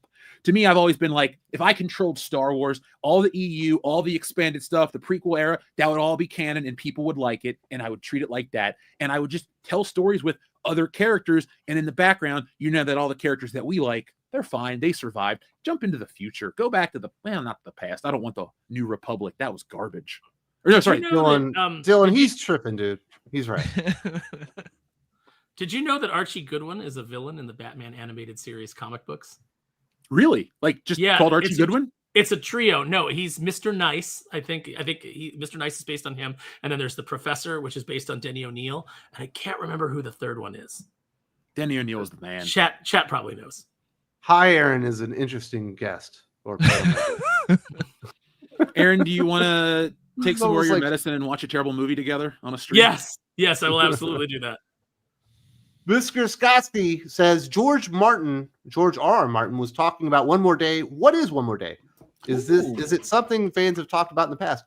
Yes, we've made several videos about it. The worst damn Spider-Man story in a long time. Yes. It's probably the most divisive comic story of all times. I don't think it's divisive. I think it is universally loathed. Okay, the most hated comic book story of all times. How's that? Yeah. It's One More Day. It was just so our wonderful viewer understands, it was the end of J. Michael Straczynski's run on Amazing Spider-Man. It was the story. Yeah, it was post Civil War. Basically, during Civil War, Peter Parker unmasked. He didn't just register, he went well beyond the premise of the event and literally unmasked on national television. So all of his villains now knew who he was. And then when he switched teams, the Cap side, now he's on the run. And so all of his loved ones are at risk. Aunt May gets shot by some assassin from the Kingpin. I think it was Bullseye, but regardless, she's laying dying, and he is presented a deal with Mephisto to save May and make everybody forget that he is Spider-Man. But he has to exchange his marriage for it. He hems and haws and hems and haws and hems and haws. Mary Jane accepts the deal. Thank you. Everybody still blames Peter for it, but Mary Jane accepts the deal, and then Peter goes along with Mary Jane. And that's how you end up with Brand New Day, which is, and honestly, this loosely inspired the No Way Home. Yeah. With trying to undo everybody knowing who Peter Parker is and Peter Parker Spider-Man. But he loses all of his friends and all of his family, blah, blah, blah. It is universally loathed because it undoes the marriage. It never occurred. It does bring back Harry Osborn because Harry had been dead for a while. And like what, 92? Yeah. And makes a few other changes throughout, but as a result, Peter never married Mary Jane, and there was a lot of different stories that they covered over the years about how basically she got sick of him putting it off and never committing to her and leaving, and then she just at some point she dumped him, and now we have like a ghost history of Spider-Man that they occasionally fill in the blank spaces on, and it is the most universally loathed because everyone wants Peter and Mary Jane back together, and it was done because Joe Quesada was getting a fucking divorce and he was a Gwen Stacy fanboy. Gwen Stacy sucked anyway. I've read every issue she's ever appeared in. She is a whiny, petulant jabroni. And when she died, it's a great story, and I loved that story. But man, do I never miss her. When I'm going through my every 5 years, I think I reread Spider-Man, and I mean like Spider-Man, the story. I just go through it all, even the bad shit, the 70s and the 90s. Mm-hmm. I never am like, oh man, Gwen's around. I always go, Betty Brant was more interesting. Mary Jane's the main event. When Gwen dies, whatever. That Gwen Stacy was modeled after. Let's hear it, Sparrow. Wait, what? Oh. Say what? Known was the rumor, right? Yeah. So yeah, nobody likes that story. And Gwen is the George R. Martin can't get over it. Yeah, Gwen is the most milquetoast character that, for some inexplicable reason, a decent, not large, and definitely not the majority portion of the Spider fans like, because she is such a blank slate. Okay, they're not going to get over it, Sully. I think Marvel Comics are like, they're eventually just going to accept this. And you heard it from George R. Martin. You heard it from Doc. You hear it from fucking Jeff. Everybody. No one's getting over it. Well, did anyone read Amazing Spider-Man Torn this week? No. Its issue was so bad. No, it was set in the past, and there's a kiss scene between MJ and Peter, and I'm like, doesn't this retcon a bunch of shit? Is this set in the continuity? Because it's like, I didn't think that Peter and MJ had romantic feelings while Gwen was alive. I thought everything romantic between he bounced back and forth. It was an Archie, Veronica, Betty thing going on. Okay, yeah. And then Mary Jane kind of dated because they tried to set Peter and Mary Jane up, and then she ends up Gwen and Peter date, and then Harry Osborn's got a thing for her. It's a lot like the first Spider-Man movie, that Mary Jane Peter element from the Raimi movie. That's very much of that era. And then they change it up for the film. But yeah, by what, she died 1972 is when that shit ended. And then they don't get married until 1987. So you got 15 real world years of, well, there's also the Black Cat and a dozen other girlfriends. Deb Whitman. Does anybody remember Deb Whitman? Yep. Oh yeah, Deb Whitman. Spectacular. Yeah, she was interesting. Every romantic interest is more interesting than fucking Gwen Stacy. She is a blank slate and a pretty face, and that's it. Garfield's Bizarre Adventures 5758. Dishonorable mentions are for your boy Zach, who was crashing out, and Rob Hunter, who literally stole money from his backers and spent the money on his bills. Who I don't know the hell's who Rob Hunter? is. Oh, he did a CG book called Death Raider. I backed it, and it's the only book from that side of the aisle that I've been burned on. And we all Dude, I got like it's the thing about crowdfunding. It's like the longer you take, the more that money that you got, you're losing it, because it's now you went from what 40,000 in 1 year, and that breaks up over how many over 4 years. So that's you're getting 10,000 a year, and you got to publish this thing, you got to print it, you got to ship it, and it's like you don't get that money to live on though. That money is to make the book. That's to fabricate the thing, and it's like, but we also have to remember, like, backing these things, it's not a direct transaction. We're patrons. We are patrons of the art, and I feel I'm still grateful to be the experience of being a crowdfunder, to contributing, because I'm a blue collar guy, but I'm contributing to art being created. So there's a good feeling behind that. So don't be, if you're gonna get burned, it's gonna happen, but don't give up. I do not know that guy, and I don't really know about your boy Zach, but like, one thing with me is I make it to where you're guaranteed to get it. Like, I took a loss on Wokebusters. I lived a certain way to make sure that shit got done to everybody that ever backed me. I believe a little differently. Now, I'm not here to ever dig on anybody. Everyone's got their own lives and their own problems, but I'm so passionate about comics that literally since I've moved back to Cincinnati, I've just been skating by to put everything into that book, because these books aren't cheap to produce. Aaron knows you have to pay people. And on Wokebusters, I paid an inker and this and that. And, I believe in this stuff so deeply that, you know what, I'm a little uncomfortable. I want to do the book, because at the end of the day, this was my dream as a kid. I went to college for other shit. What did I do in my margins of my notebooks? I drew pictures. I drew comics. I've always been known as that guy.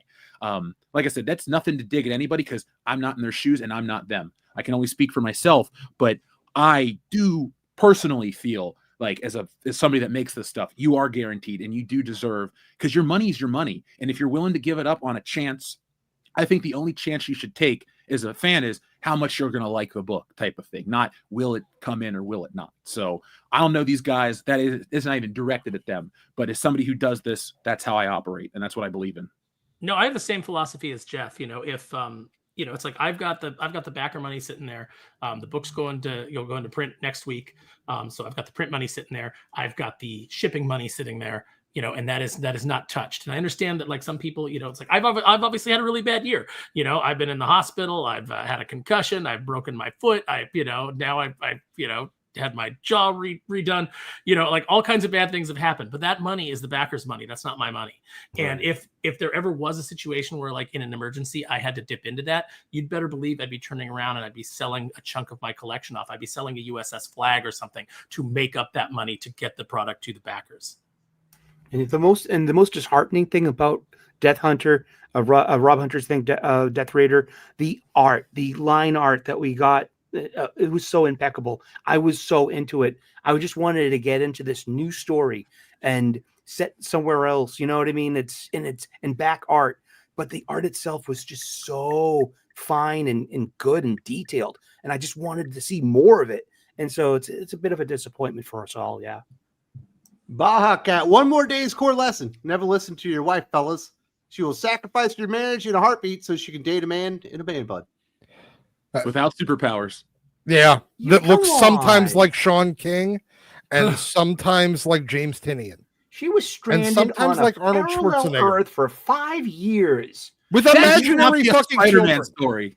Spider-Man ain't that kind of sci-fi, man. Maybe an alien like Terrible Tinkerer, or maybe a little bit of Doctor Doom magic. But when you do alternate realities and, I got sucked into another dimension, Spider-Man is the world outside your window with a dude who can climb the walls. That's about as far as Spidey needs to go. You save that shit for the Avengers and the X-Men and anything else. But Spidey is a ground level hero through and through. And I refuse to support the books where it's like, well, Spider-Man's off and blah, blah, blah. It's like, no, man, keep him on Earth. Keep him here.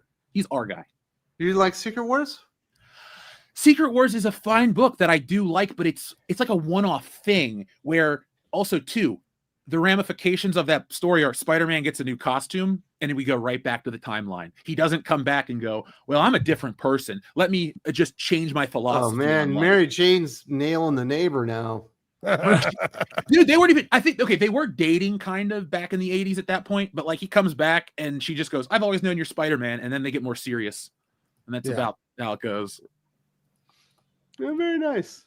This is a fun show today, fellas. Should we recommend some comic books? Yeah. I will. Well, we got to get to Jeff Hicks. He's got Stealing Solo, The Power of the Farce.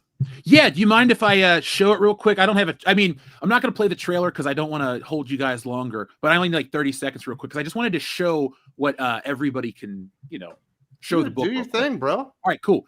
So, folks, Stealing Solo, The Power of the Farce is the sequel to my book that was a surprise hit, Stealing Solo, where the group of disgruntled Star Wars fans kidnap Harrison Ford and force him to make Star Wars in their basement. This is the sequel where Mark Hamill, spurned by the jealousy of the success Harrison Ford receives in his kidnapping and death, well, he gets jealous, he kidnaps the same guys, and then we're forced to remake The Last Jedi. But we're kidnapped, we're held hostage. It's crazy. It's basically if the Joker was really Mark Hamill. But I just wanted to show you guys some of the pages. We feature all your favorite filmmakers, like a parody of Rian Johnson, a parody of J.J. Abrams, and a parody of Kathleen Kennedy and Bob Iger. There's Mark Hamill himself. We remake Star Wars. It gets crazy. We all have all the green screen costumes. There's even a parody lightsaber duel. And I like theme in my art. So we kind of have like when he lost his soul, the colorful Luke Skywalker and the old man in the gray background. So the book's got some deeper meaning, but it's also a zany, wacky adventure that makes fun of what we love, because what we love has been turned into crap. So again, this is parody. It's approved by no one, but there's all kinds of bonus stuff, perks, tiers, bonus stuff, shirts, you name it, it's available. I just really wanted to show off some of the art because I write and draw my own books, and I had a lot of fun doing this one, and I believe I really improved over the first Stealing Solo. So if you guys want to see an upward trajectory, might I suggest and recommend Stealing Solo 2. The book will be shipping out late February. Approved by no one, it's approved by me. Both. Hey, I made that logo for fun, and I put that on all my books to protect my ass, plus, to stick it to the comics code. Screw you, Fred Wortham, you piece of crap. There's also a link in the video description if you're looking and you would like to find that one. Did you have any other books that you want to recommend this week, dude? From a classic standpoint, I recently reread, where was it? I just had it sitting here. Fuck. I was on another stream. We were talking about Void Rivals, and I finally checked it out. I think it's pretty fun. So I like that book. That would be my recommendation, I guess. I just very nice. You got any big shows coming up? I know you got the World Class Bullshitters. You got a big video? We just dropped the Funko Pop video, which is doing very well. I will be on Literature Devil's channel on Tuesday morning for his live stream. My friends at the 3POA podcast channel, they're going to help me promote Stealing Solo, so we're going to get together on Wednesday. And I have been contacted by a lot of people. People seem to be excited about the hype of Stealing Solo 2. Like you guys have been wonderful to help. So you're just going to see me all over the internet. But if you want to know what I'm doing, subscribe to World Class Bullshitters. We're there every day of the week for you. Beautiful. There's also a link to World Class Bullshitters in the video description. Thank you. Dylan, we actually had a pretty decent DC week. We had some good indie books too. So you got some shit to talk about, dude. Yeah. There's a lot of really good comics this week. We got one good Marvel book, which was Ultimate Wolverine number 11. Maybe my favorite issue yet. I really like that issue.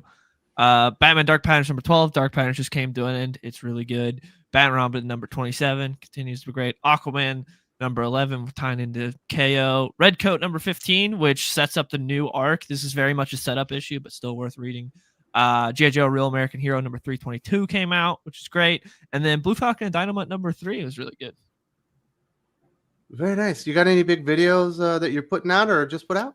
I got my video that I posted going over like the top 10 comics that I put on my pull list right now, like what I think are the top 10 comics that everyone should be reading currently. What's coming your number out. 7? 7. I don't remember what I had. Oh, I don't want to fucking spoil number 1. Yeah, I have to look specifically at number 7. My bad. It might be Aquaman. Aquaman might be number 7. That's a good book. Yeah. Sparrow, you got anything that you want to recommend besides not getting dental surgery? Yeah, I mean, don't do that, especially when you're supposed to take a flight to a convention.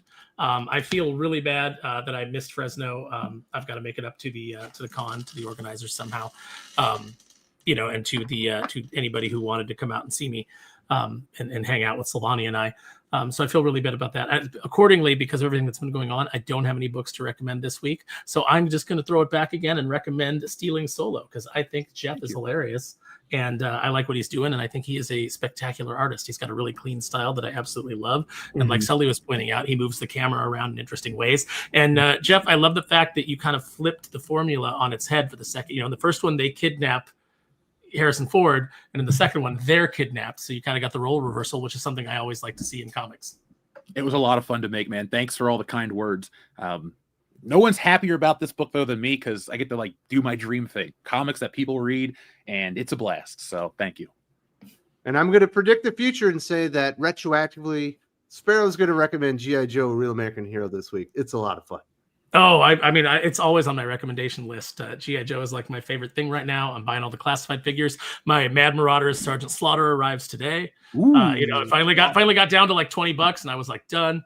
Yeah. Man, they got so much good stuff coming out. And now that Doc told me that I can go get $7 Cobra Troopers on Chinese eBay, I'm doing it. Very nice. Sully, you got any books you want to recommend? Yes, actually, I would love to give a huge recommendation to Aaron Sparrow and Renzo's Kneel Before Doomface. I gave my digital copy a second read just the other day, and I'm just like, I took a step back from it and gave it a few weeks, and then I'm looking at the art, and I'm just like, wow, the art in this is pretty impressive. Panel progressions. I like how Renzo kind of draws your eye to the center of the page, almost page after page. And it's really fun, snappy dialogue. Aaron Sparrow is very clever and has a good sense of humor, a good sense of pop culture. So this is don't let this fly under your radar. Support Kneel Before Doomface. You're gonna love it. I got 5 floppies this week from my local comic book shop. I go every Wednesday. I'm a Wednesday warrior. I got a pull list, and I got Beneath the Trees Where Nobody Sees, Rites of Spring, issue 4 of 6. And I've been blessed to get the movie parody. Henry, right? Covers. I think so. Yeah. Henry, Portrait of a Serial Killer. I was like, I know that. Exactly. Yeah. And this is this it's a fun cover. I'm blessed to have all 4 of the movie parody covers so far. I think they get it just for me. They get 1 copy, and they know I'm going to grab it on new release day. And I'm very blessed and grateful for my local comic book shop. I got the new issue of Aquaman, number 11. It's Jeremy Adams. That's right. We'll be talking about him next week. But this is a fun book. It's how I'm enjoying DCKO right now between this and Superman. And I'm here week after week. I mean, month after month. I love it. Spider-Man Wolverine number 7 by Mark Guggenheim with awesome art by Kari Andrews. This is a fun book. This is a definition of the very few excellent books that Marvel puts out month after month. And so get this book. The art is so killer. Transformers number 26 by Robert Kirkman and Dan Mora. What a good book. It's all about some of the Decepticon seekers, like Thunder. Help me out, Aaron. Starscream, Skywarp, Thundercracker, and Skywarp, and about their relationship. And I got the Jorge Corona variant cover of RC. I could have got the Daniel Warren Johnson of Shredhead, and I passed on it for this one, and for my previously stated reasons. And this is a great book. And of course, G.I. Joe, A Real American Hero, 322, starting off a new story, and we get this like really nice balance of a desert operation and an Arctic operation everything in here is toyetic. It looks just like the toys. This is so satisfying, and it's got that Larry Hama, over explanation in the dialogue, like using military jargon, and then the next person talking defines the military jargon. I've always liked that for some reason. Whether it's weapons or just like little procedural stuff. It's always been one of my favorite parts of G.I. Joe: A Real American Hero, and that is my pick of the week. And thank you everyone out there on the panel and everyone out there in the best live chat week after week. The ironic part of a Arctic and desert dichotomy is that they're actually the same environment. They're both deserts. Yeah. Yes, this is true. By definition. Yeah. I love that cover. Very nice, Doc. Thanks for the updates on the geology of the fucking world. You're welcome. Any books? I am compelling.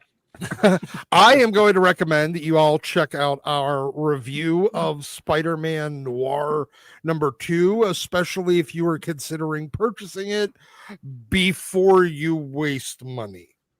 It will be up on Monday, I believe. And I know it's probably a couple days late. Definitely didn't save you money on Wednesday, but if you're a little procrastinating, so I'm going to recommend you check out that review, and then I am going to recommend. Hold on. I'm going to recommend you go on Chinese eBay and buy a bunch of these fucking Cobra Troopers. $8. I mean, it's literally just it's the figure without the cardboard. So then we will go with. I love these classic X-Men Art Adams covers. Oh yeah. Especially when he kind of homages some of the old covers. It's really, he always does his new spin on it. And this one, I especially love his take on Magneto. I'm gonna have a different one to recommend next week because I'll show you next week. But yes, these old classic X-Men, especially for like the first 24 issues, I believe. I know he does the covers for all of those. I don't remember how far he goes. Then we were talking about this last week. This is volume 3 of Alpha Flight, which is actually probably one of the more fun volumes. Volume 2 is kind of fun too. But I'm a huge fan of Clayton Henry's art. And this was, I think, maybe the first or second title that I read his or saw his art on. And it's a whole different take on Alpha Flight. The only original member on it is Sasquatch. There's a whole story why it's a whole new team. And it has that definite humor to it and irreverence that the original kind of had on and off. But no, it's a well done series. I think it was 12 issues. You can probably find it all in dollar bands. It's not really super desirable, but it's just a good fun read. Then we will go with Wolverine. Which issue is this? 38. This is the first, I think this is the first appearance of Albert and LCD, the cyborg Wolverine. And I think you're right. This issue is just fun. They're at the radio hut later in the issue. Because 37. Oh, 37. So they appeared in the previous issue. This is the first with them like fully in the story. The 39 is the one with the other cool cover with Wolverine being stuck to the front of a stealth bomber and with Albert on top of it and what looked like a 8-year-old girl flying it. I love this whole Silvestri Larry Hama run. And then finally, we'll go with Incredible Hulk. Classic. Ooh, you put that one in the Mylar bag. Oh, yeah, that's in Mylar. Yeah, that's definitely in Mylar. But yeah, this classic Incredible Hulk. So yeah, there are my recommendations. See if you can go find one. They're expensive. Excellent choice, though, man. That's a beautiful cover. Very, very good. I hope everyone is having a great weekend. We got a big Chiefs-Broncos game coming up. And maybe you can go see the Frankenstein movie. I do recommend that one. Sounds like Dylan is not recommending Predator Badlands. And I wouldn't recommend watching the Giants either. It's been a bad watch. Jameis Winston's going to sling it. So I would recommend it's going to be terrible football, but it'll be fun. I'd recommend watching it. Lots of interceptions. Yep.